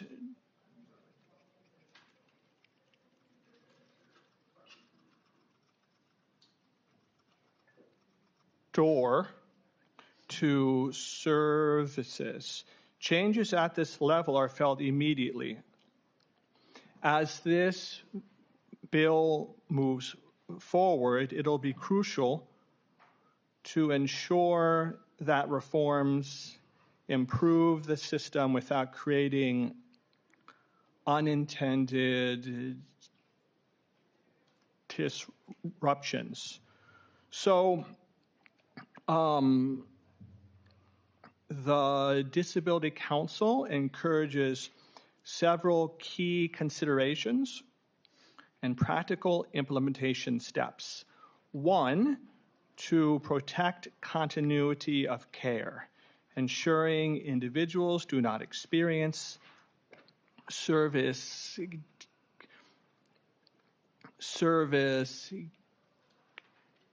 gaps in transition. This could include requiring transition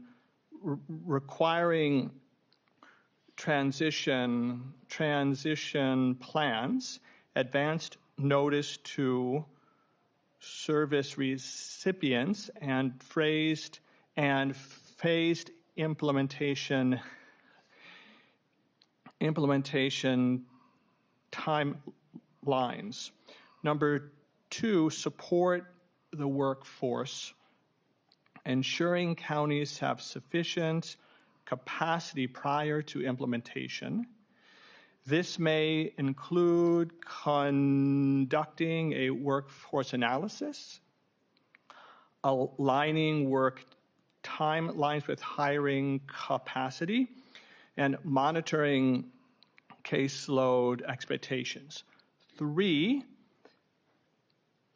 preserve a person-centered choice, including access to preferred providers and services. And lastly, four, ensure equitable access, especially in rural communities and culturally specific populations. So we at the council look forward to working with the author and the committee to strengthen this bill in all areas. Thank you for your consideration, and I'm available for further discussions and questions. Thank you so much, Mr. Reynolds. Next up, we have Jeff Nakbar and then Michelle Sancartier. If you can both. Do we also have Rob Woodlick? I was told he's not available. He asked me to, he sent me his testimony. He had to leave and asked me to share it. Okay. Jillian Nelson in for Rob Woodlick. Chair and members of committee, thank you for the opportunity to share my perspective today. My name is Rob Woodlick, and I am here as a disability advocate to discuss the critical role of private case management in our state's human service infrastructure. For years, I navigated the system through county-led case management. It wasn't until I transitioned to private case management through Hammer and reached for resources under the CADI waiver that the full scope of available support became clear to me. Because of the expertise of my current case manager, I discovered essential services I previously had no idea existed. Today, I have the adequate support required to live independently in my community. My case is complex. I currently manage 4 different caregiver companies, 1 independent RN, a mix of services including RN oversight, overnight assistance, integrated community supports through IHS, and community first services and supports. Managing this level of care is a full-time job. I ask you to imagine for a moment someone who has just become disabled, navigating the trauma of a life-changing event, and being expected to build and manage a structure this complex without high-quality, attentive case management. It is nearly impossible. I must also highlight the current reality of our local systems. In my experience, Hennepin County is significantly underfunded, and as a result, has been unable to meet my specific personal needs. Moving to private case management wasn't just a preference, it was a necessity for my health and independence. While there are positive elements within this bill, I urge the committee, do not attempt to find savings by cutting essential services. For those of us who depend on these supports to thrive, not just survive, in the community. These services are not extra. They are the foundations of our lives. Thank you for your time and your commitment to Minnesotans with disabilities. Respectfully, Rob Woodlick. Thank you so much. Next up, we have Jeff Nakbar and then Michelle Sancartier on deck.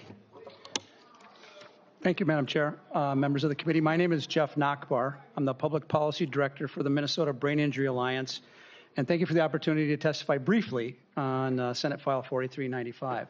The Minnesota Brain Injury Alliance, we're a nonprofit organization dedicated to over 100,000 Minnesotans living with brain injury. And in full disclosure, we have been a contracted waiver case management service provider for over 20 years. We felt then, and we still feel now, that our extensive experience and expertise in brain injury services and supports puts us in a unique and beneficial position to support people to enhance their quality of life after a brain injury.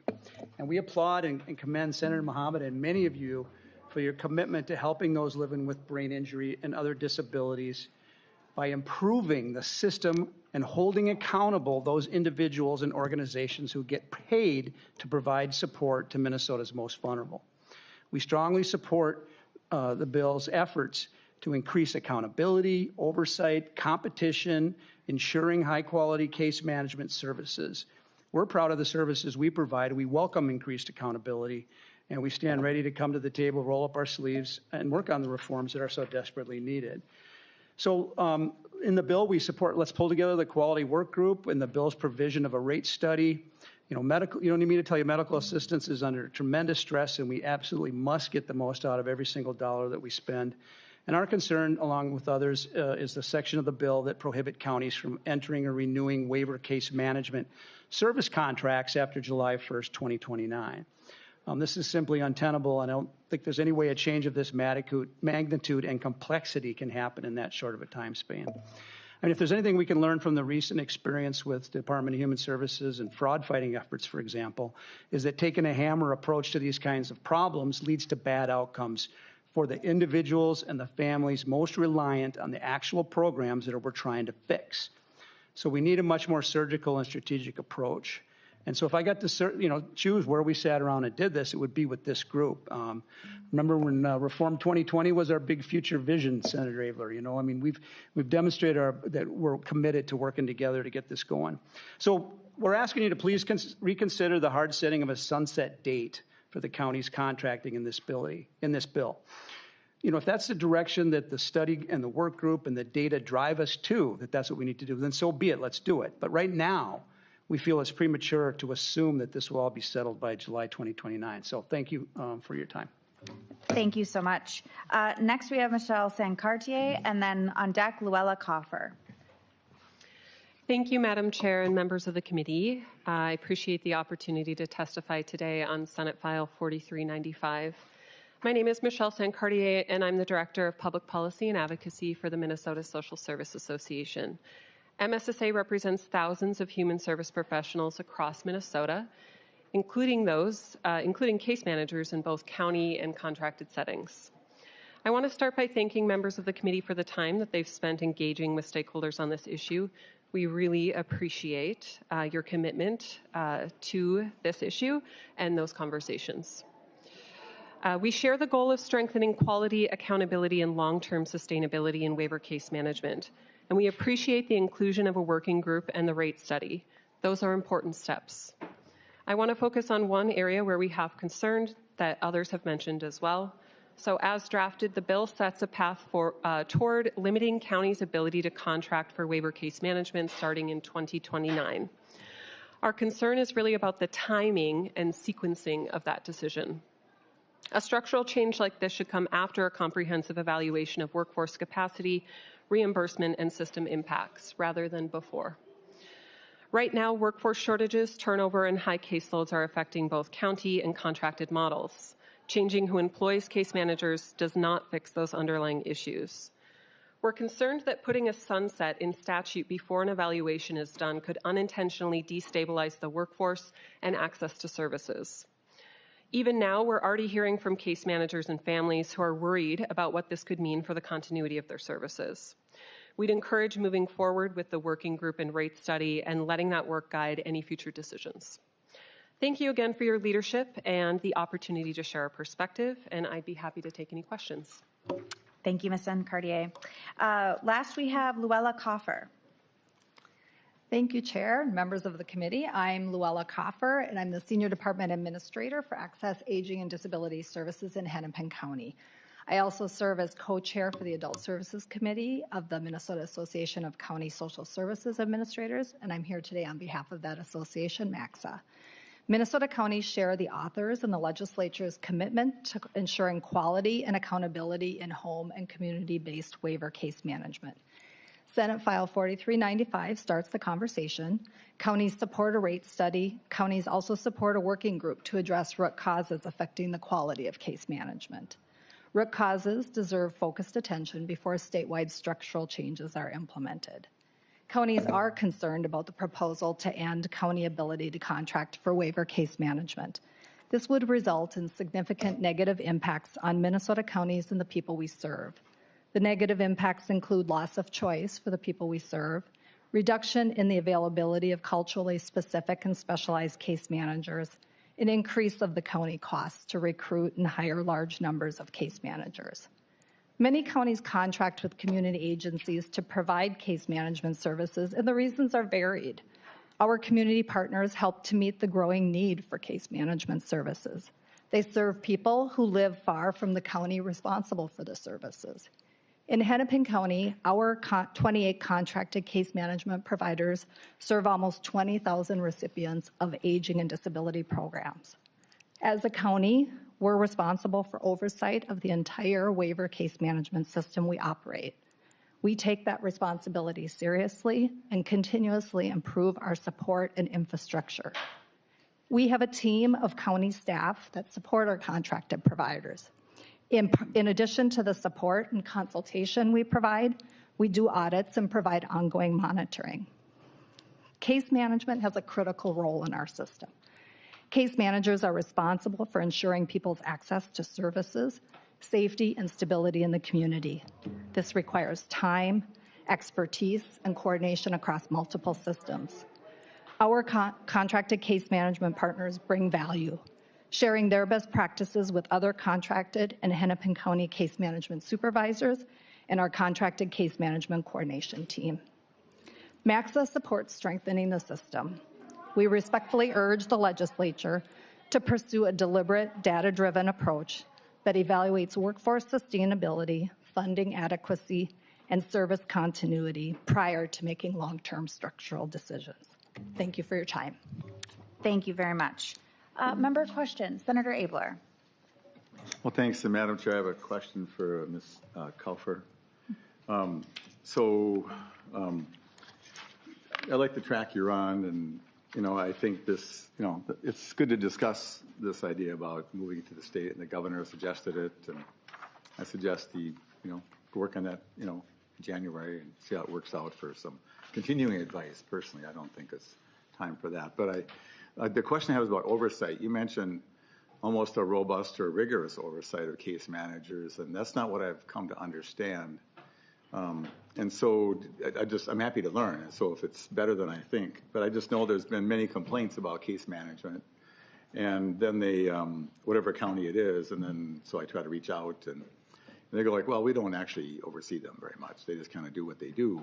So can you, and maybe Hennepin is uniquely good at this, if it's Hammer, and a lot of places we have a lot of confidence that they're actually doing a good job and they're driven for the right reasons. Others, I just don't know. So can you just comment about, like, from you've been around, you've been to talk to many counties, you go to meetings. Would you say that there's enough oversight, or we need to find a way to keep the counties more accountable, or make the contractors more accountable to their counties? Ms. Kaufer. Chair, Senator Abeler, I would say that I have been around a while in this space since our county started contracting. I've talked with a number of other different counties that have stepped into this space. I will say we're all not created equal in how we provide the oversight. And so I would say, without a doubt, I think counties' intention is to be accountable to the case management system that they're responsible for operating. what that looks like. I'm fortunate to work in a county like Hennepin because this isn't funded, by the state or anybody. So we do have a team of, it's almost 20 people at this point that we have supporting our case managers. That is unique and that is different because that's the way we've chosen to do it. Everybody can't do it the same way we do. So if we were to, that's why I think it's important to focus on some of the root causes. So the rate study and some of those things get at it. But the pieces about how the county works with the providers, I think taking a look at what else would help support counties and would help the providers to do what they're intending to do, but it's not playing out that way. Right. Well, Madam Chair. Well, Senator Abeler. Well, thank you. And, up here, we're legislators, so we legislate. So here's a good 8-point plan, go do it.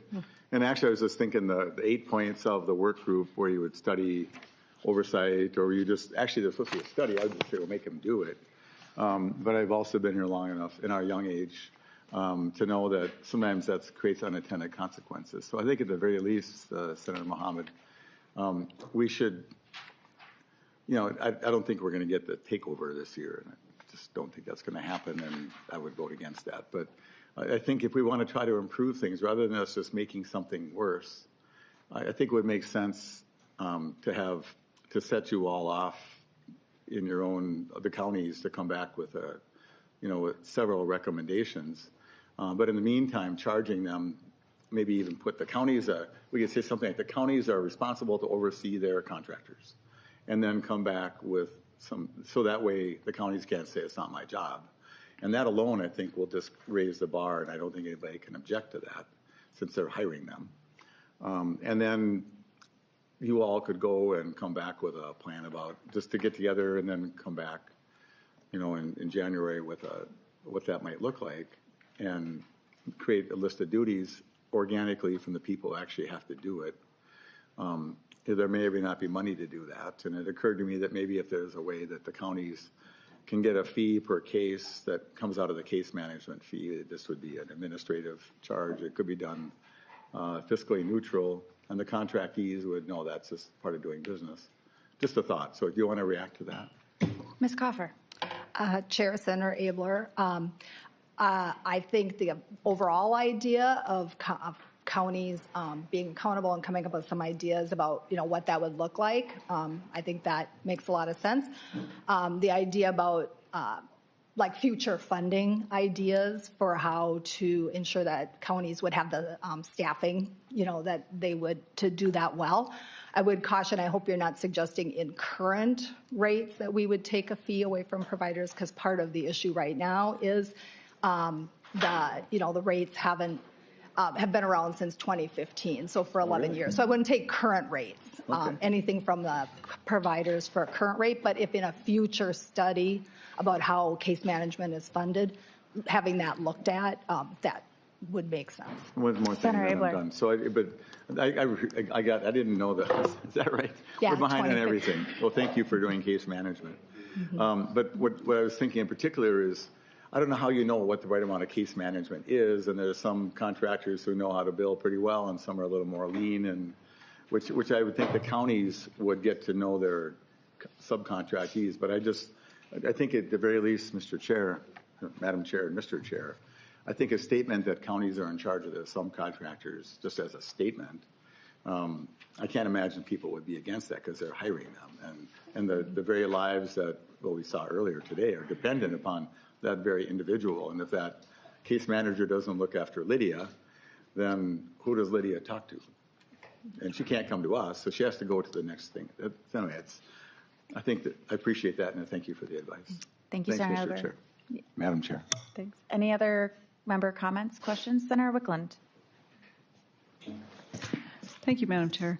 I won't go into it to the level of detail as Senator Abeler, but I do think that having the working group or that kind of a concept and a study about the rates, I think are really essential items that should move forward. It's been clear to me that case management, the system and the way things are working today is something we need to examine and try to figure out how to make it work better for more people. So I think those two ideas I'm definitely supportive of. I'm not sure if putting forward, an idea of moving towards the county not being able to contract at this point is, I'm not sure I'm as supportive of that. And so I'd like to see more information come back before we make a decision about that. But I think that otherwise, I really think the bill would be helpful in a lot of ways. So thanks. Thanks, Senator Wiklund. I do have a question, Ms. Coffer. I was able to participate in some meetings over the interim about third-party case management. Can you just explain to me how it's funded and what the costs are for contracting out versus doing it at the county? Chair, I'll try, and members of the committee, I'll try to answer that question. So the way, so are you asking how the contracted case managers are funded? Okay, so waiver case management is funded, it's a per unit, so since 2015, there's a rate that is the same rate. And so based on the billable activity, The same rate as?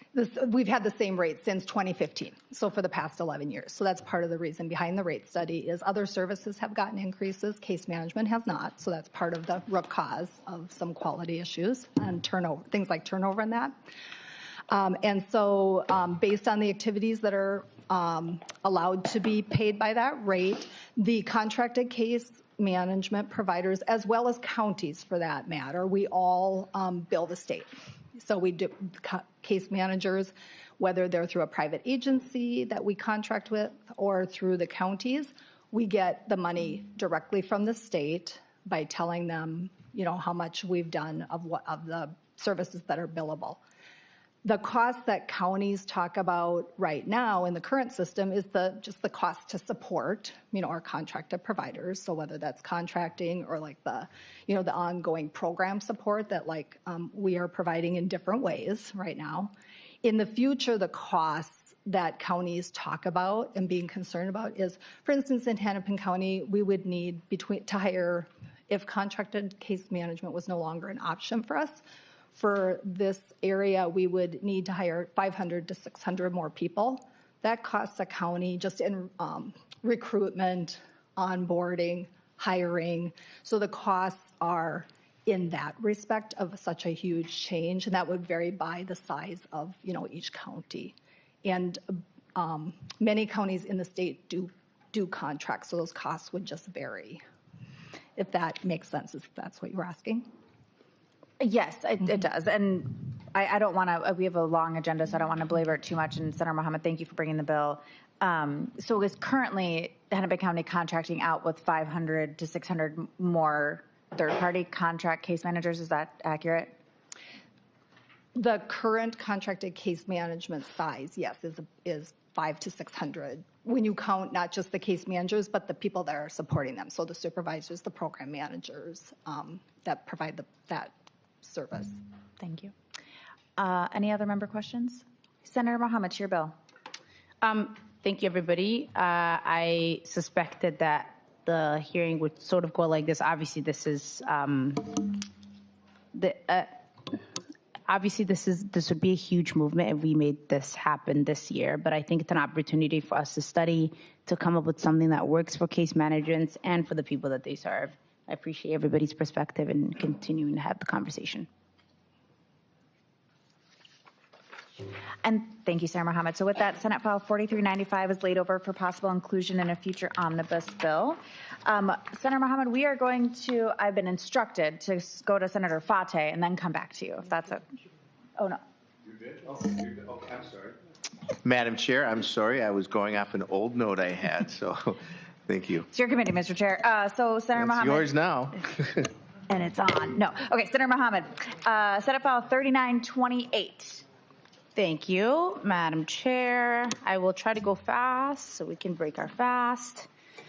Senate File 3928 seeks to protect our successful shared services program by making sure that a fair portion of the increased reimbursement rate actually gets passed on to workers. Shared services is an option in both forms of the PCA and the traditional PCA and the PCA choice, and also in forms of the community first services and supports the agency model and the budget models. Under shared services, multiple clients agree to receive PCA services from the same worker at the same time. One PCA serves 2 or 3 clients who live together at the same time. The state pays a premium reimbursement rate of 150% for 2 clients or 200% for 3, but saves money because they don't have to pay more for more hours of individual services. The more we can get clients to choose shared services, the more efficiently we can spend our tax dollars. PCAs who provide shared services are working harder and helping save the state. We should make sure they get fair reward. In the past, it was the industry standard practice to recognize the additional work of the PCAs by paying premiums of close to time and a half for 2 clients and double time to 3 clients. But the recent wage increases in the industry, driven by our friends at the SEIU contract and our bipartisan investments, some providers and financial management services have drastically cut back on the wage premium. It turns out that there is no effective requirement in rule or law that the premium rate gets passed on to workers. Senate File 3928 uses the wage pass-through mechanism that is part of the current enhanced PCA and CFSS rate. In statute, clients who qualify for more than 10 hours of services get 12.5% higher rate. The law requires 100% of the increase to be passed on to workers. I don't intend to push for a 100% pass-through because shared services do impose extra administrative duties on providers and FMS. I intend to work with DHS providers. I intend to work with DHS and provider groups to get a percentage that approximates time and a half and double wages. The percentage is blank on the bill to indicate we still need to have those conversations. I think we all agree that PCAs who are doing harder job deserve extra pay. I hope we can do something this session to make sure that some of this money goes back into the pockets of workers. And I appreciate you for letting me get through that as I am fasting, and it's almost the last day. It's almost the last day, Senator Mohamed. You're almost there. I have Andrea Hannock. Is that who's sitting next to you, or is that, okay, it says Zoom. So, Andrea Hannock, please introduce yourself for the record, and you may begin your testimony. Thank you. Good evening, Chair Maye Quade and members of the committee. My name is Andrea Hannock, and I am here testifying on behalf of SEIU Healthcare Minnesota and Iowa.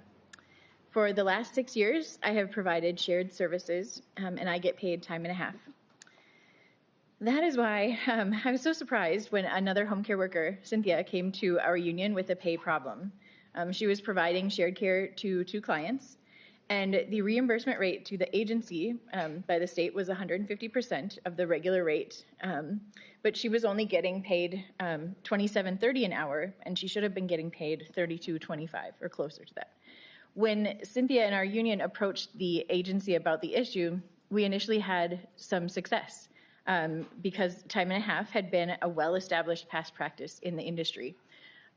We were initially able to get them to agree to pay Cynthia the higher wage with the back pay. It's great. She was able to collect over $6,000 in back pay. They agreed to apply the same policy to all workers who provided PCA services.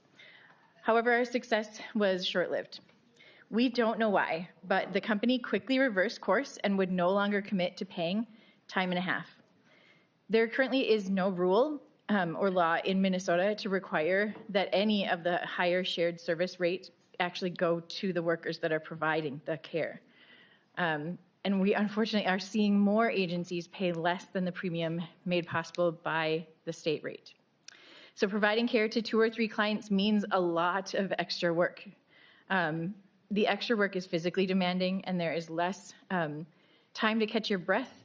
You really need to make sure that you are on top, you are on your game all the time.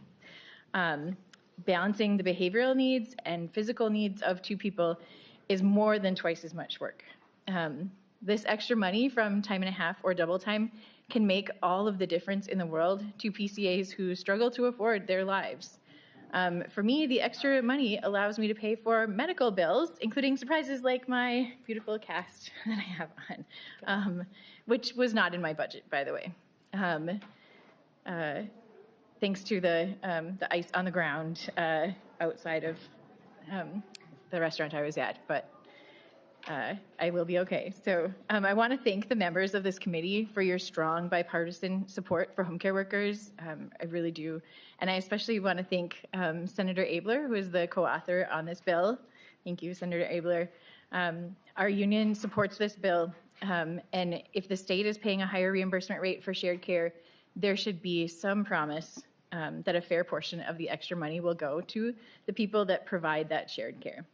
Thank you so much for your time and attention to this very important issue. Thank you. And best wishes on the healing of your arm. From here, it looks like a nice undershirt. Oh, but that's great. yeah. But no, it's a big old cast. So thank you. And members, any questions? Okay. Senator Mohamed, any closing remarks? I appreciate everybody. Perfect. All right, and with that, Senate File 3928 is laid over for possible inclusion in a future omnibus bill. Senator Fateh, Senate File 813. Here you go. You do. You have two.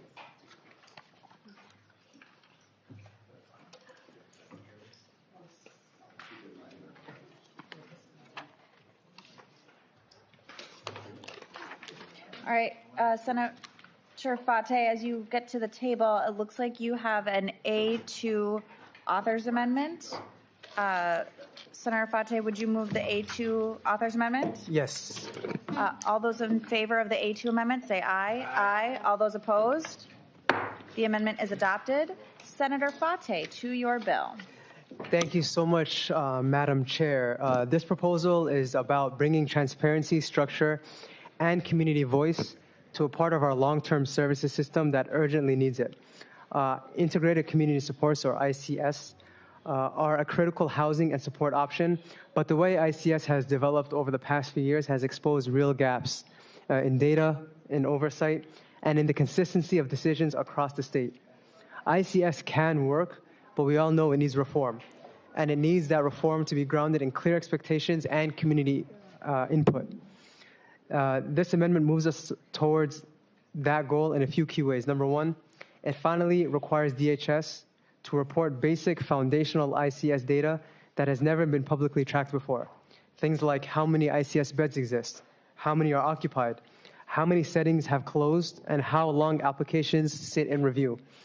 We can't govern a system we can't see, and this bill gives all of us, providers, counties, advocates, and the legislature, access to real information for the first time.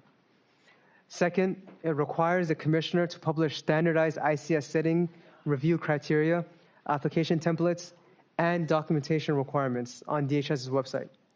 That may sound simple, but right now providers all over the state are navigating inconsistent expectations, unclear standards, and shifting interpretations. This section gives everyone the same rule book, transparent, public, predictable, so ICS isn't a mystery to the people delivering it or the people living in it. And with that, I can pass it off to our first testifier, Madam Chair. Thank you, Senator Fateh. Zania Harut, you are the first testifier. Introduce yourself for the record. You may begin your testimony. Thank you, Mrs. Chair, members of the committee. Thank you for the opportunity to testify. My name is Zania Harut. I am the board chair of the Residential Providers Association and also representing a coalition of ICS providers who have spent the past several months across multiple stakeholder meetings documenting the structural issues in the ICS program and trying to bring forward concrete solutions. First, I want to say we appreciate DHS's willingness to meet with us throughout this process. We are here because the people living in ICS settings deserve a program with clear and consistent rules. And right now, those rules do not exist. We believe that the absence of the clarity in the program is one of the drivers of program integrity concerns, and that's an issue that's a concern that everyone in this room shares. ICS was designed as a person-centered service for adults with disabilities who choose to live in independent apartments. while receiving the support they need. But the program has evolved. Since it started. There are two very distinct models that are being treated the same. In some settings, staff are physically stationed in a building and serve multiple individuals. These programs often support people with significant medical needs and function similar to almost an assisted living apartment, but without the same funding structure. In other settings, individuals live more independently and staff off-site, these are called scattered sites, and staff provide support on scheduled or on-call basis, kind of similar to IHS services with 24-hour emergency assistance. These two models have different staffing requirements, different cost structures, and different compliance realities, but they operate under the same framework. The governor's current proposal to move ICS to a unit-based model reflects real concerns about program integrity, and we take those concerns very seriously. We've had productive conversations with the department also about the challenges with the current structure, and we understand there's no easy path forward. When our coalition reviewed all of the ICS guidance that DHS currently has published, we found 7 specific contradictions where different documents from DHS give different answers to the same operational questions. And because ICS has never been codified in statute with the clarity that exists for other 245D services, there is no answer to resolve some of these conflicts. The clearest example I can give you is declining services. And I know we've talked about this quite a bit, but when a person does not answer the door, refuses engagement, or simply chooses not to receive support on a given day, what is the provider's billing obligation? There's no published standard for that scenario. In 2021, the DHS policy team told providers that daily contact is not required to bill a daily rate because the rate includes access to staff for unplanned and intermittent needs. When rules are unclear and contradictory and not codified in statute, even the well-intentioned providers become unsettled. Unclear guidance does not prevent fraud, waste, or abuse. It contributes to it. The absence of statutory, try to speed this up, the absence of statutory codification for ICS has been a real issue because significant changes have been made to the program through waiver plan amendments submitted to CMS. That is how the program has been changed before, and that's how it could be changed again if we don't do something about this now. I would say that all ICS providers are uncomfortable right now with the status quo. What's happening right now in ICS services is unacceptable, and something has to be done about it. The right way forward requires a clear statutory foundation with the right stakeholders at the table and the right data to make informed decisions. Thank you. Thank you, Ms. Harut, and you've been a very clear and powerful advocate to really bring the complexity and the unclear areas forward, so I'm really appreciative of that. Thank you. Josh Berg, you're up. Thank you, Madam Chair. I'm contemplating just shutting it down because Zanya nailed a lot of it, and I can stand for questions and call it good. Sounds good. Member questions? Senator Abeler. Well, thanks. I'm happy to be a co-author, so I was distracted. But so I just, way to go. I just want to tell you about a word that we argued about. On line 1.112, must consult with stakeholders. Let me explain to you my experience about consulting Senator with stakeholders. Abeler, real quick, we adopted the A2 amendment, which was a DE. Is that not on there anymore? Is there a... It's a DE. Yep, it's an A2. Oh, I'm sorry. Is that a delete? Never mind.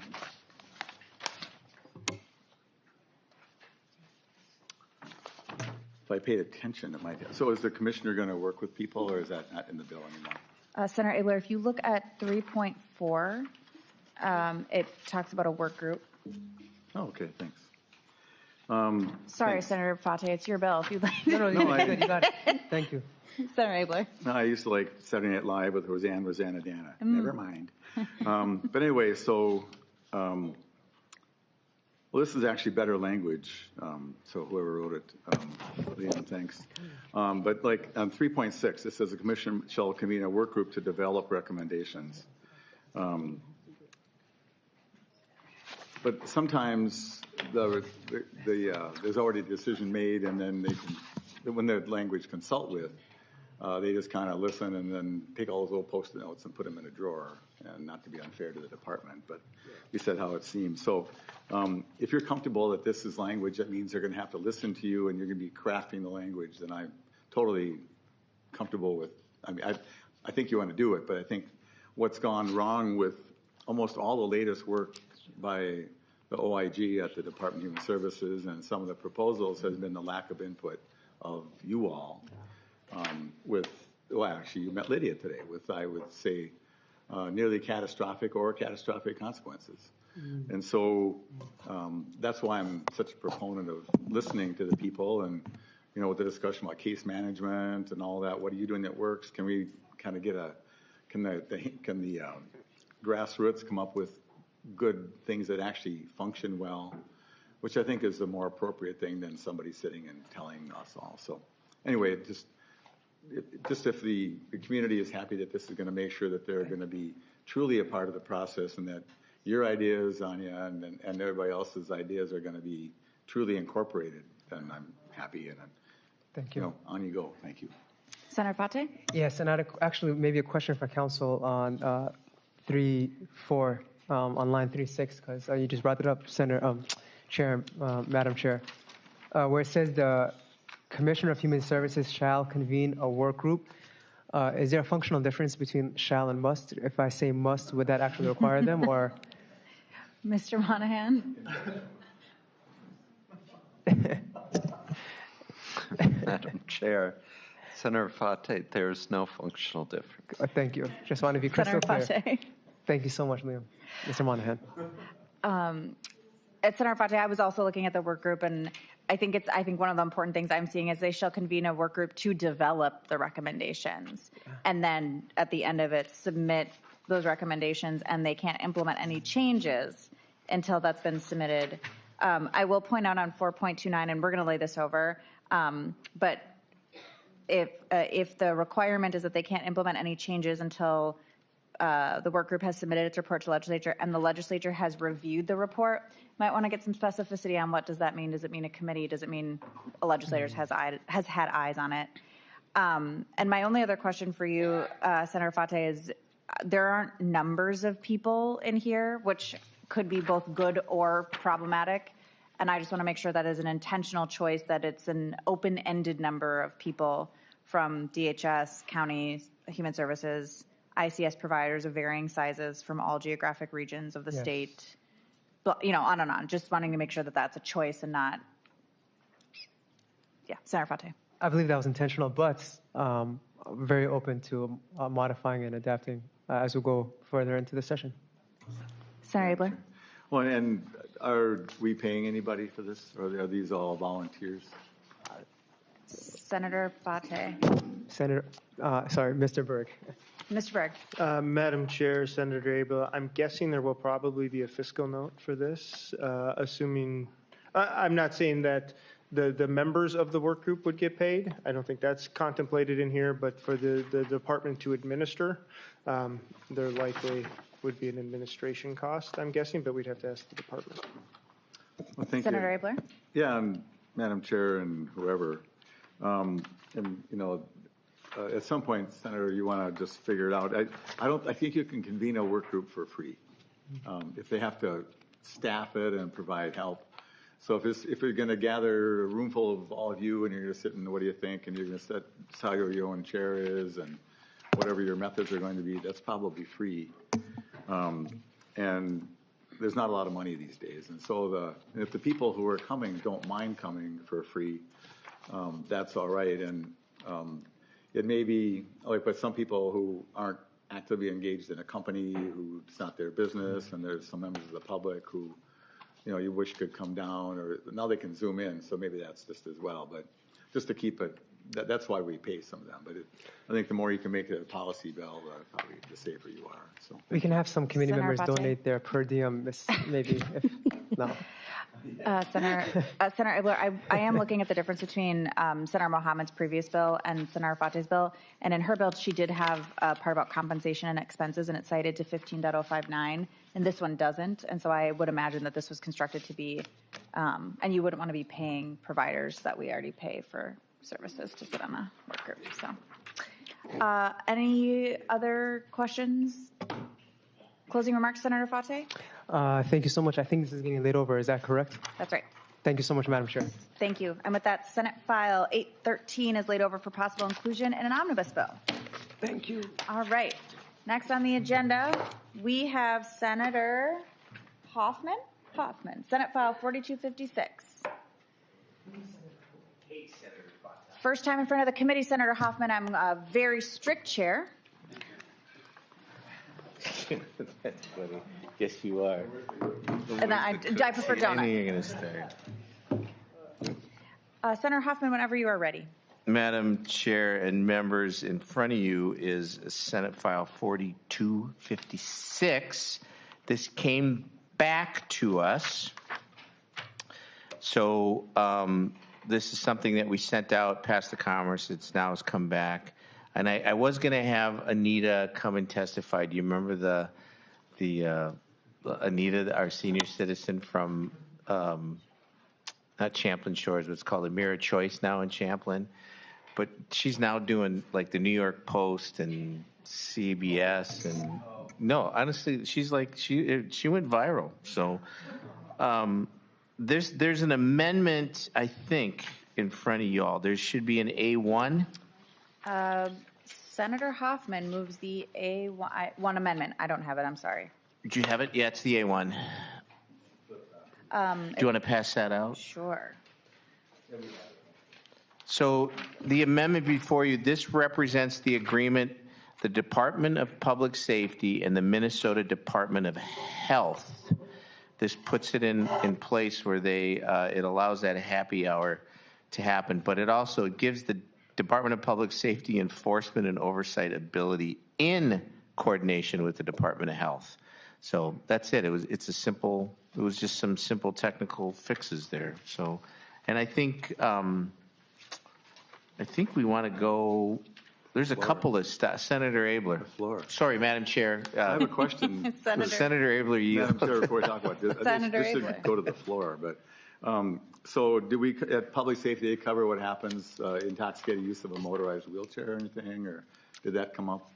Going around corners too fast? No. Senator Hoffman.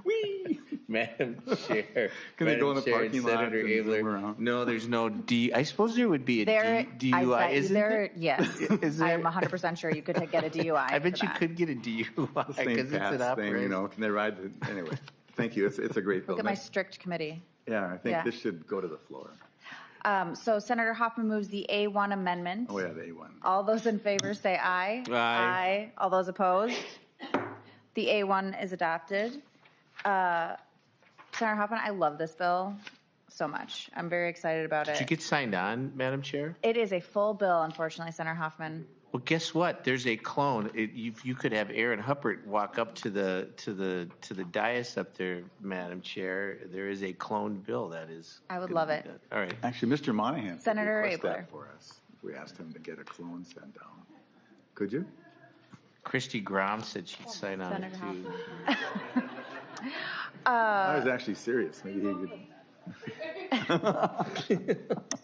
Well, with no testifiers, any questions? Okay, Senator Hoffman, you want to send this to the floor? Yeah. I No, think we want- Commerce. No, it already went to Commerce. And Okay. it's back at us, so we could send it to the floor and dual track it and then put Great. it. Yeah. No. What do you think, Madam Chair? It's your gavel. You could, I don't know. Senator Hoffman moves that Senate File 4256 as amended be recommended to pass and sent to general orders. Is that your motion? All those in favor say aye. Aye. All those opposed? You have it. Division. Thank you, Madam Chair and members. Thank you, Senator Hoffman. Next on our list is Senator Wiklund.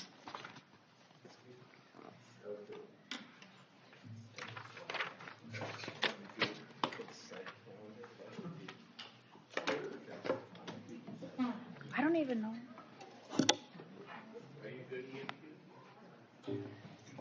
Senator Wiklund, to Senate File 4418. And do we have, you have an author's amendment? Yes, Madam Chair, there is an A1 amendment. It should be passed out, and this is a author's amendment to get it in the form that the Department of Health wanted it to be in. Okay. Senator Wiklund moves the A1 amendment. All those in favor say aye. Aye. All those opposed? The A1 is adopted. Senator Wiklund. Thank you, Madam Chair. So Senate File 4418 is a bill that was brought forward by the Department of Health, and it is their Human Services and Long-Term Care Policy Bill. It contains 4 proposals from the department to strengthen protections for seniors and vulnerable adults living in assisted living and long-term care settings. And I will turn it over to my testifier to go through the 4 proposals. Thank you. Ms. Tim John, please introduce yourself for the record. You may begin your testimony. Yep. Madam Chair, members of the committee, for the record, my name is Lisa Timian, and I'm the Director of Government Relations for the State Department of Health. So as Chair Wiklund had mentioned, we do have 4 different articles which represent 4 different pieces of long-term care policy that falls under the jurisdiction of this committee in the Health Department. The first is very simply for our Supplemental Nursing Services Agency survey compliance. It clarifies that providers must actually comply with the Department of Health when we're out for surveys and investigations and to give us access to the required records. Article 2 contains cleanup from Chapter 144D, which was made moot and irrelevant when we passed assisted living licensure in 2019. And so this just adds a little bit more clarity to our statutes by eliminating outdated references. Article 3 establishes clear standards governing the use of restraints in assisted living facilities. It limits restraint use to emergency situations involving imminent risk of harm, requires documentation, reporting, and staff training, and it strengthens resident protections while supporting safety and dignity. It's important to note that our current statute is silent on this, so there is just no guidelines whatsoever about use of restraints in these facilities. So we're just trying to add more clarity to the statute as we are the regulators for these facilities. And then the 4th is about the change of ownership for long-term care facilities, and it just clarifies responsibility when an assisted living or home care facility changes ownership. It ensures that the new licensees understand they assume responsibility for existing fines and correction orders, which prevents regulatory gaps during transitions in ownership, and it ensures the residents remain protected even when their facility ownership changes. With that, I'll take questions. Thank you, Ms. Timian. And Senator Wiklund, you have one more testifier? Or just an expert on hand? Pariche? Expert on hand. Mr. Dina? Oh, did you want to speak? Oh. Oh, no. Yeah, I didn't. No, that's good. I didn't know you had. Unfortunately for all of you, I'm a night owl, so I just became awake. So, Mr. Dina, introduce yourself for the record. You may begin your testimony. Thank you, Chair Maye Quade, members of the committee, Pariche Rudina with the Office of Ombudsman for Long-Term Care, here on behalf of the Consumer Advocates Coalition, and in support of Section 3 of SF 4418. Thank you, Senator Wiklund, for authoring this bill. Statutory guidance for the use of restraints in assisted living is needed. Assisted living facilities are an outlier. Multiple other services across the lifespan contain this guidance in their statutes. Providers need guidance on what to do, and residents need the assurance that comes from a clear process for both the therapeutic use and prohibition of restraints. Therapeutic use includes assistive technology like bed rails, tools that help residents adjust their positioning and get into and out of bed independently. Some assisted living facilities have blanketly removed all bed rails in a facility. Some have not implemented any safety checks or informed choice and consent measures to balance safety with supporting resident needs and preferences. Statutory guidance should clarify what is and isn't appropriate for residents and providers. Because this guidance is essential, the Consumer Advocates Coalition urges the committee to review and adopt the language in SF 2934, heard last session, which provides additional guidance around avoiding staff convenience as a reason for use and therapeutic use of restraints. SF 4418 is an important step to clarifying restraints guidance in 144G, and we do appreciate and support the steps taken here to move this forward. Thank you, Ms. Rodina. Senator Wiklund, any closing remarks? Thank you, Madam Chair. I don't have too many more remarks. I'll just say that I will continue to work with the department on Section 3, or excuse me, Article 3. I think there is maybe some more work that we can do to assess the language. And we had some discussion with DCT about the impacts on them. And so there's a little more work to do, but we can continue on in the background with that. So thank you. Thank you, Senator Wiklund. And with that, Senate File 4418 is laid over for possible inclusion. Thank you so much. Thank you. Is that what you intended to do with your bill? I'm sorry? Is that what you intended to do with your bill? Yes. Okay, just making sure. Thanks. Senator Abeler.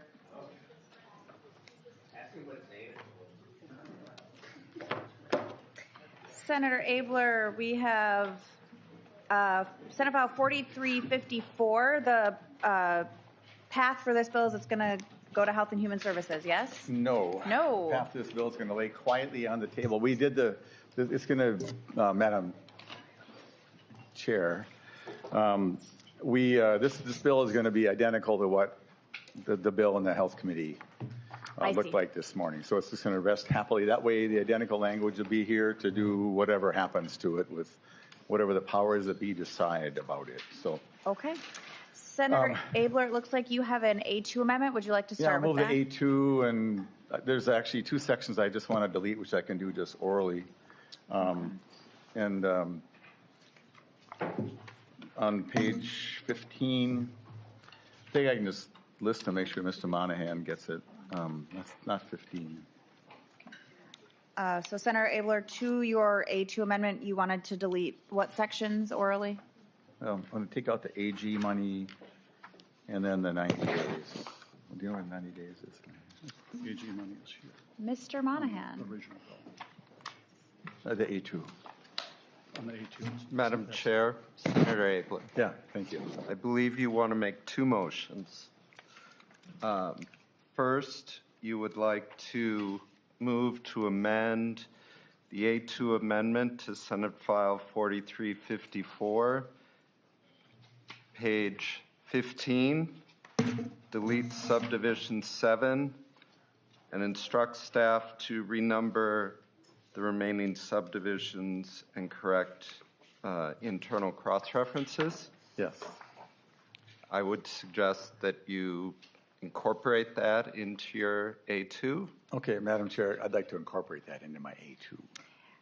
Senator Abeler moves the oral amendment as described by Mr. Monahan. And we don't have to really vote on it. We can just incorporate it, right? So Okay. don't have to vote. You would like to incorporate it. Yeah. That is I have a second amendment that Mr. fold it in. Monahan will say. Mr. Monahan. Just for the sake of clarity, I would suggest that you adopt the A2 as amended. Well, once I adopt it, I can't orally amend it.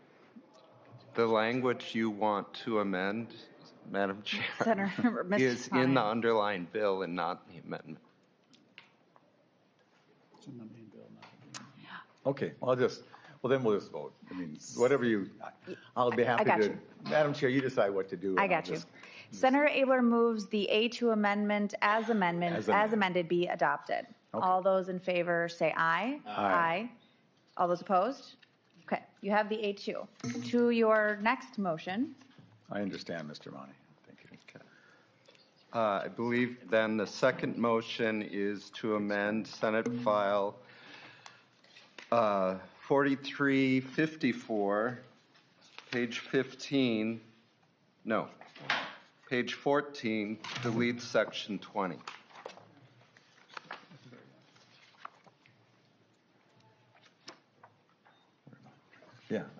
Yeah, sure, that's it. So, okay, that takes away the Attorney General money, which is necessary but not part of this bill anymore. So, The appropriation. I see.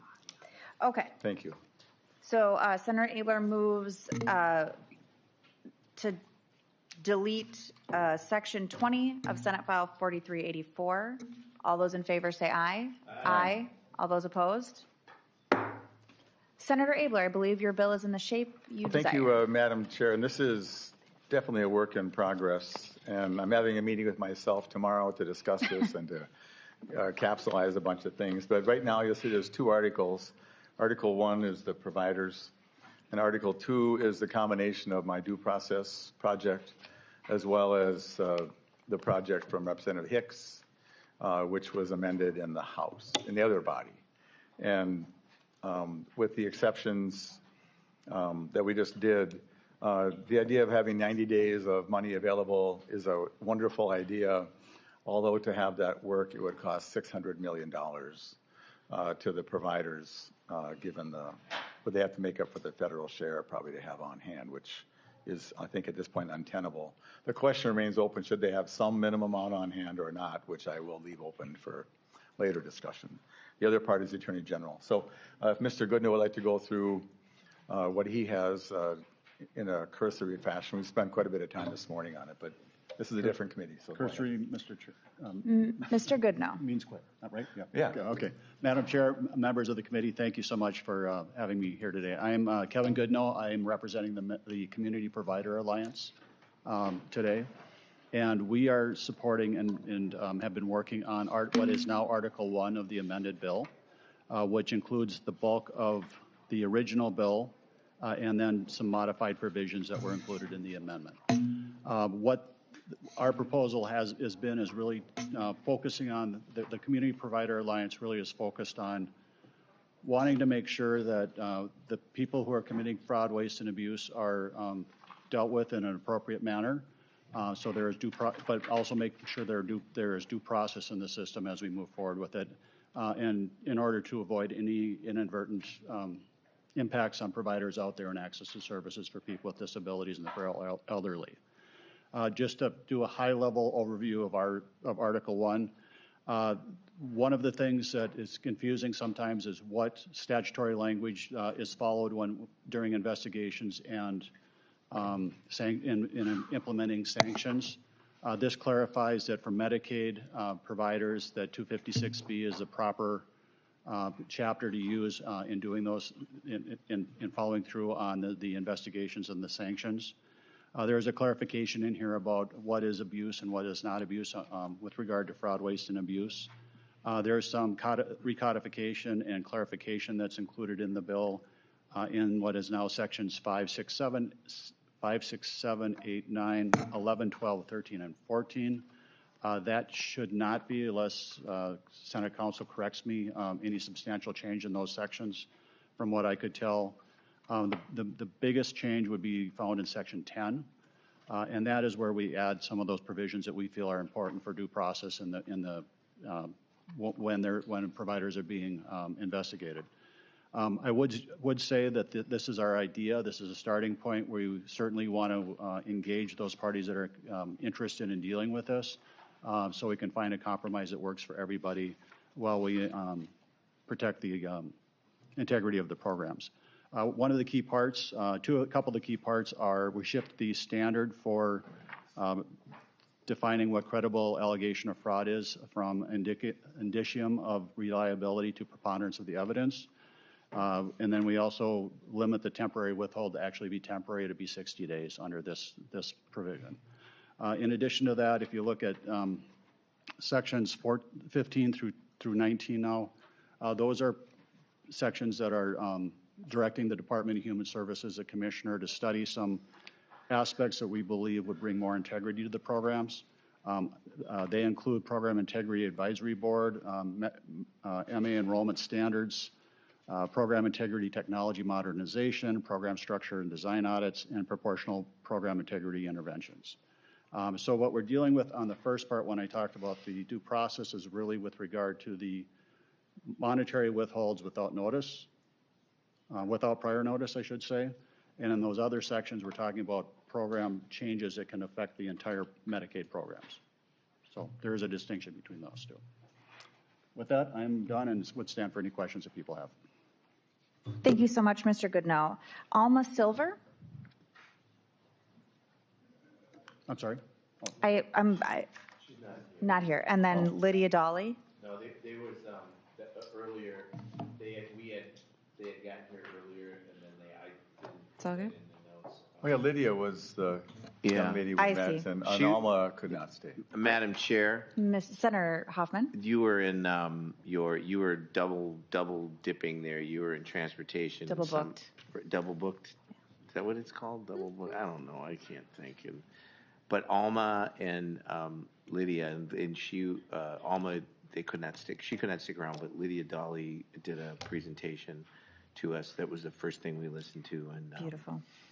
her services were cut off, Mm. and she lives with, some durable medical needs and some needs, and it's just really, it's heart wrenching because it's like not okay, right? Yeah. It gets to the why we do what we do. So, Absolutely. thank you, Madam Chair. Thank you. Members, any questions for Senator Abeler? Let me explain a few more things, so. Oh, Senator Abeler, continue. Anyway, so, it's, and so just to the discussion about Lydia, so we've discussed, this actually has a lot to do with what happens to the people with Lydia's needs. And Senator Maye Quade, and other people that weren't around, it was right the first part of the hearing. It was 15 minutes or so, and she talked about, through the communication device, about, it was just really quite compelling to look at her courage and her commitment to communicate.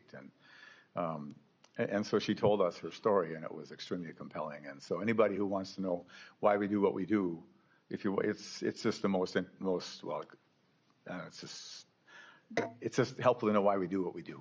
And so my concern I've expressed at least a dozen times in public is that absolutely we're aware about fraud, but we want to make sure that we come down on the right people and not hamper services to Lydia and other people like that. And I have no idea about the quality of her provider, if they deserve to be terminated or not.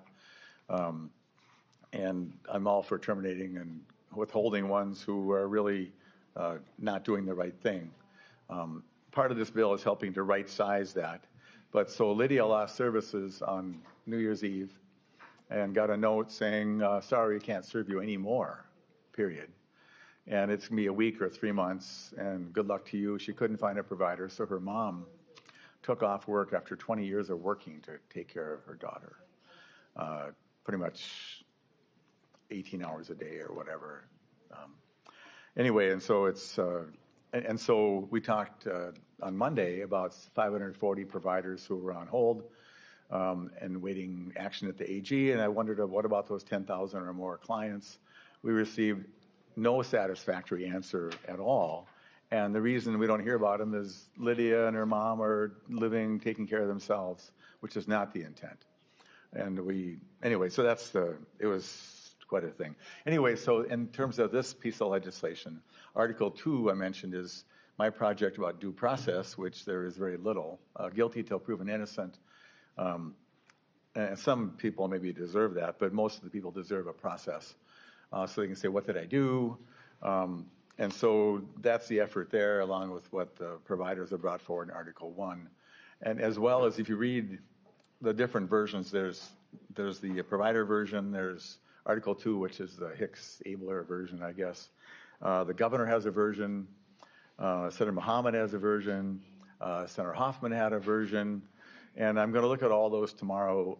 And the reason they're in 2 articles is because there's conflicts. And my intention here is to make this a committee process between this committee and the other one when we try to decide how do we handle the conflicts. Do we like the base ideas? And I think that the providers have some really good thoughts. I think this indicium of reliability it's like it might rain, and so you're not having a picnic even though it's sunny out. That's like that. But I think preponderance, which the department gets to have in their work, which is like 50% plus a NIT, more likely than not, that's a standard that we should move to. So at least there's something substantial that anybody agree, well, that looks pretty bad to me. So we're going to work on that. We have to work on surety bonds to see what's a reasonable amount. The providers have an idea. I think we should comment in their list that we don't want to have hotline complaints as a you can maybe have that, especially if a preponderance, then you can have anything you want. I think we need to add in complaints from clients, because where do they go to complain? What if Lydia's not well cared for and they don't show up and they're billing, and people don't even always know that. So I'm really interested in finding a solid thing that we all can agree on. And I think we're going to be, if we can get the Senate version pretty well owned by the Senate by a week from today and tomorrow, and whenever this is going to move out, maybe they'll move in both bills. I don't know how you're going to, you all who are running this place can tell me how you want to track it, but I think to the two of you who are going to be deciding, I hope there can be a public process on this part in particular. And if it's in a vehicle that's amenable to that, or if there's going to be private conversations, how they go sometimes. But this part, I think, should be able to be engaged in by other people that would be sitting behind me if this was a real thing today. And both the advocacy organizations and some of the clients themselves and the counties and all the people that have to run this thing, which I think if there's, and I respect the need for speed perhaps with the governor's work and Mr. Clark, who I appreciate the rigors of his duties, but what's been lacking has been a public process to engage all those ideas. So, Madam Chair, I think that's good enough for now. And I appreciate your attention to this, and I'm open to questions if anybody has any. Senator Hoffman. So, Senator Abeler, thank you for this. This is the work of the why, and I appreciate that. So, I'm looking at timelines. Like Wednesday, I just talked to Ms. Bailey and Ms. Crom, and you're going to be bringing there's some language we're going to be bringing on Monday. You're going to be a busy Monday. Wednesday, it almost feels like we need to add another day in order to get to your point about making this a public conversation, which I think it needs to be. It almost like when we did the conference committee last year, it was open, and we had brought in, remember Kim Hicks came in and she educated us all pretty quickly on some stuff, right? I have advice, Mr. Chair, if you would like any. Senator Abeler. Madam, excuse me, Madam Chair. Senator Abeler. Mr. Chair. Mr. Chair, we got four Madam chairs. Chair, may I in this offer the room chair right some now. advice? Anyway, so I don't think when we get done with the Senate version by Wednesday, Thursday, Friday, next Monday after that, we're going to be done. There's going to need, their department's kind of a few thoughts. They're full of thoughts all the time, but. They're all back there with their keyboards right now typing, Madam Chair. See, look at, they all got keyboards, Madam Chair. They're typing, Madam Chair. Mr. Chair, we should have had a happy hour in committee rooms for staff. That would have been a friendly amendment. But anyway, so I think if we can get this in good enough shape, at least with one article where we're close, I think when it comes to the floor, I think if we just make sure everybody knows there's going to be some changes, there's certainly going to be germane, and they will certainly be agreed upon. This committee is going to meet a little ways after that deadline.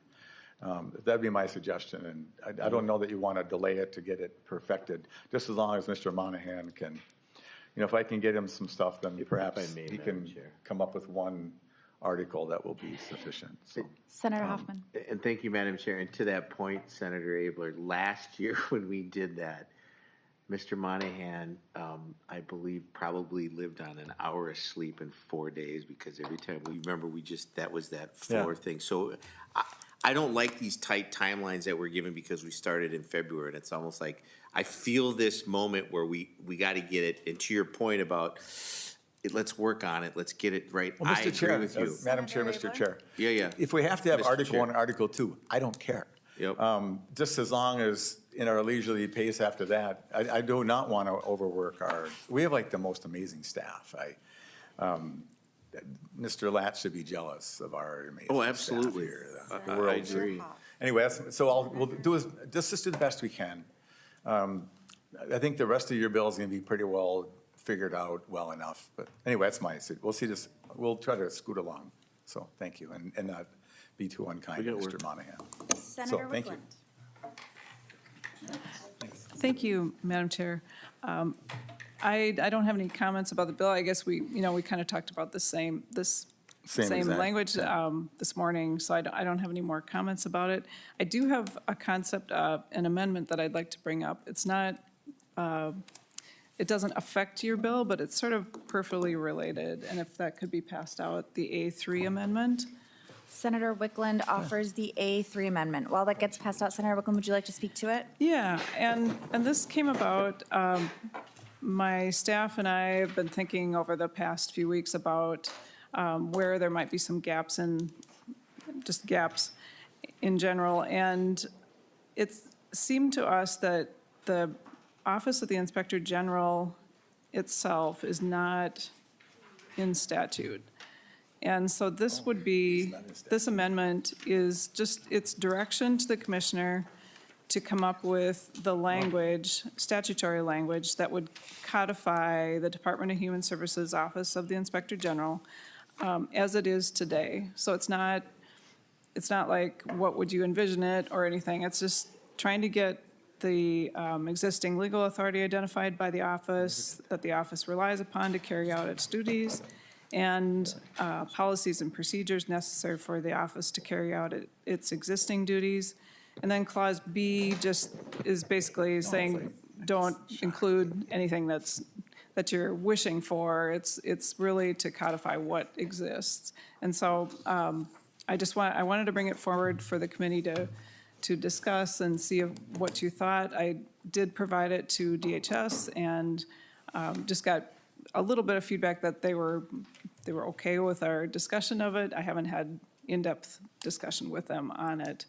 But it's not meant to be, threatening to your bill at all, but it's just a way to bring forward another idea that I think would be helpful to us in the future going forward, to have it in statute codified, so. Madam Chair. Senator Abeler, to the A3.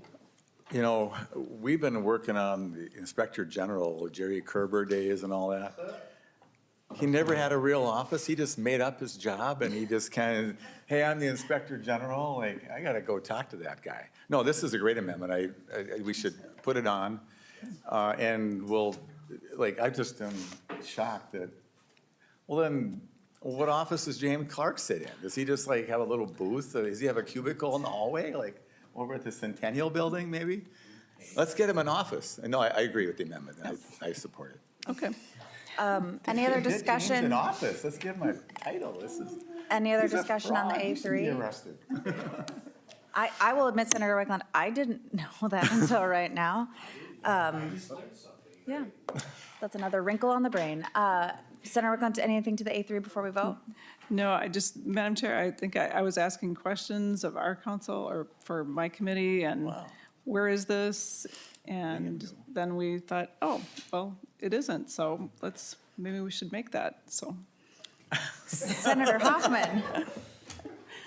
Madam Chair, there's a former commissioner in this room that probably 20 years ago, that question would have been asked to that individual. I'm wondering if maybe we should ask that, individual that same question. Since you were mentioning Jerry Kerber's name, and, I don't know, is there a certain guy named Mr. Chair there, Kevin Goodnow, who was like, what the heck? Why didn't you guys fix it back then 20 years ago, Kevin? Are there any members of the public who would like to testify to this?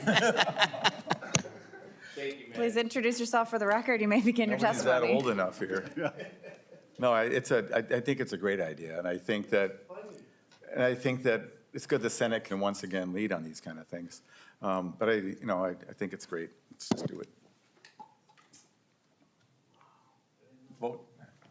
Okay, you ready to go to vote? I was making sure there wasn't an ask specifically that wasn't being answered. Okay, all right. All those in favor of the A3 amendment, say aye. Aye. All those opposed?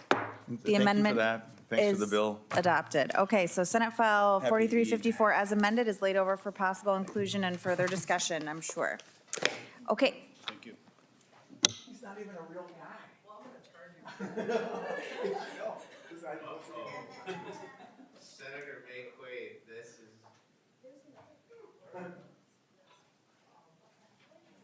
Do you have the stuff in front of you?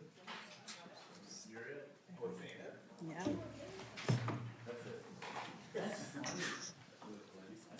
Senator Maye Quade, to your bill. Thank you, Madam Chair.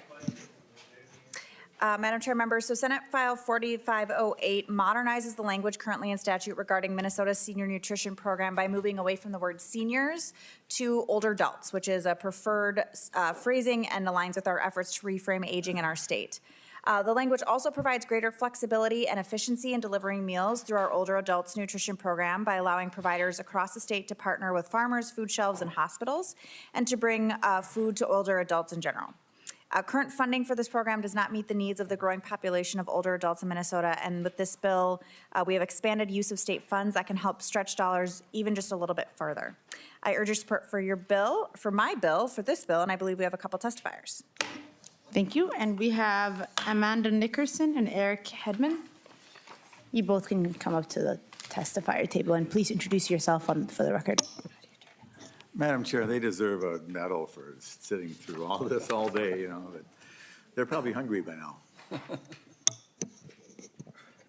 Good evening, Chair and members of the committee. My name is Amanda Nickerson. I am the Older Americans Act Program Director at Trellis, which is the designated area agency on aging for the 7-county metropolitan region. But tonight I'm here representing the statewide Association of Area Agencies on Aging, along with our Senior Meals and Services Coalition, of which we are a member of both. And we are grateful to Senator Maye Quade for your support. As she said, the changes requested in this bill are brought to you by a broad coalition of area agencies on aging and senior meal providers.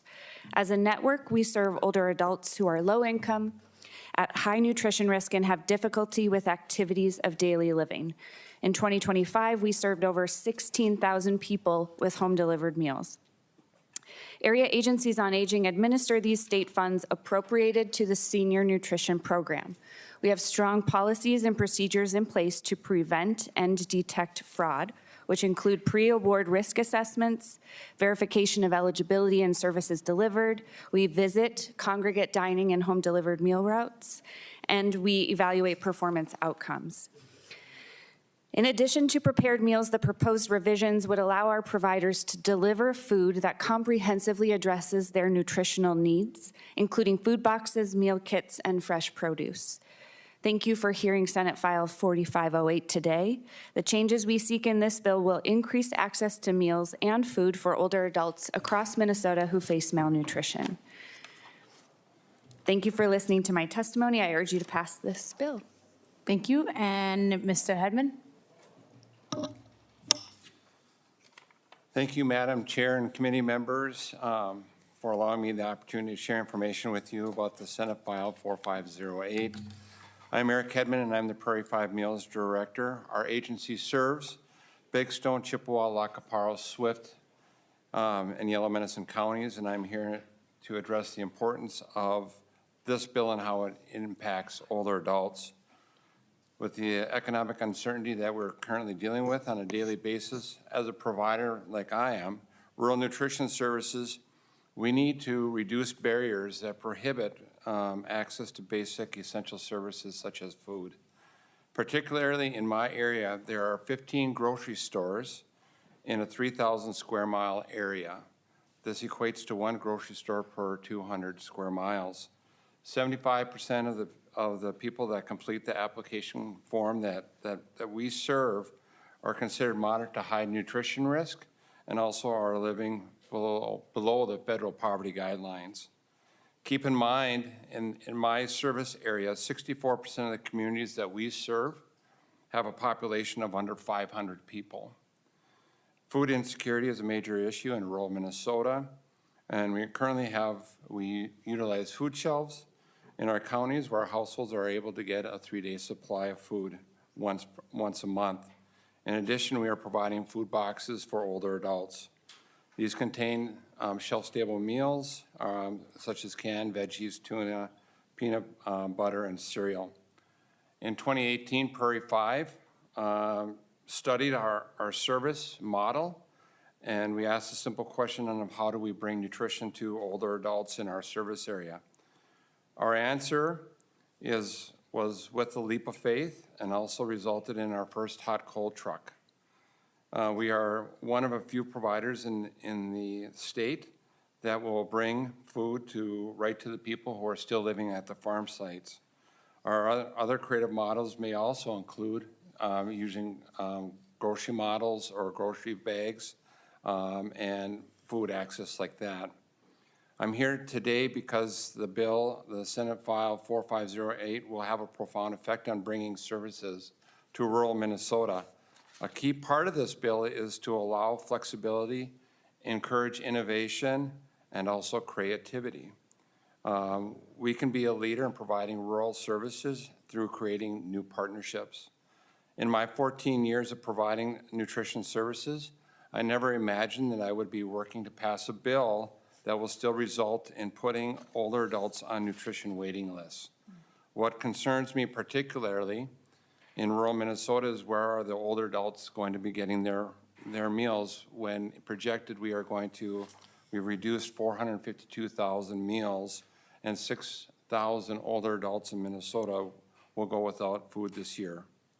However, this policy bill is not asking for money. It is giving the providers the green light to figure out responsible, efficient, and transparent ways of bringing services to people. Living in a town of under 500 people should not be a burden, but it should be a celebration that they are living independently and on their own. This bill is a present and also a future investment. And I want to thank Senator McQuade and the members for allowing this bill to come through. Thank you. Members, any questions for Senator Maye Quade? Seeing none. Senator Maye Quade, closing comments? Thank you for hearing this bill. All right, Senate File 4508 should be laid over for possible inclusion.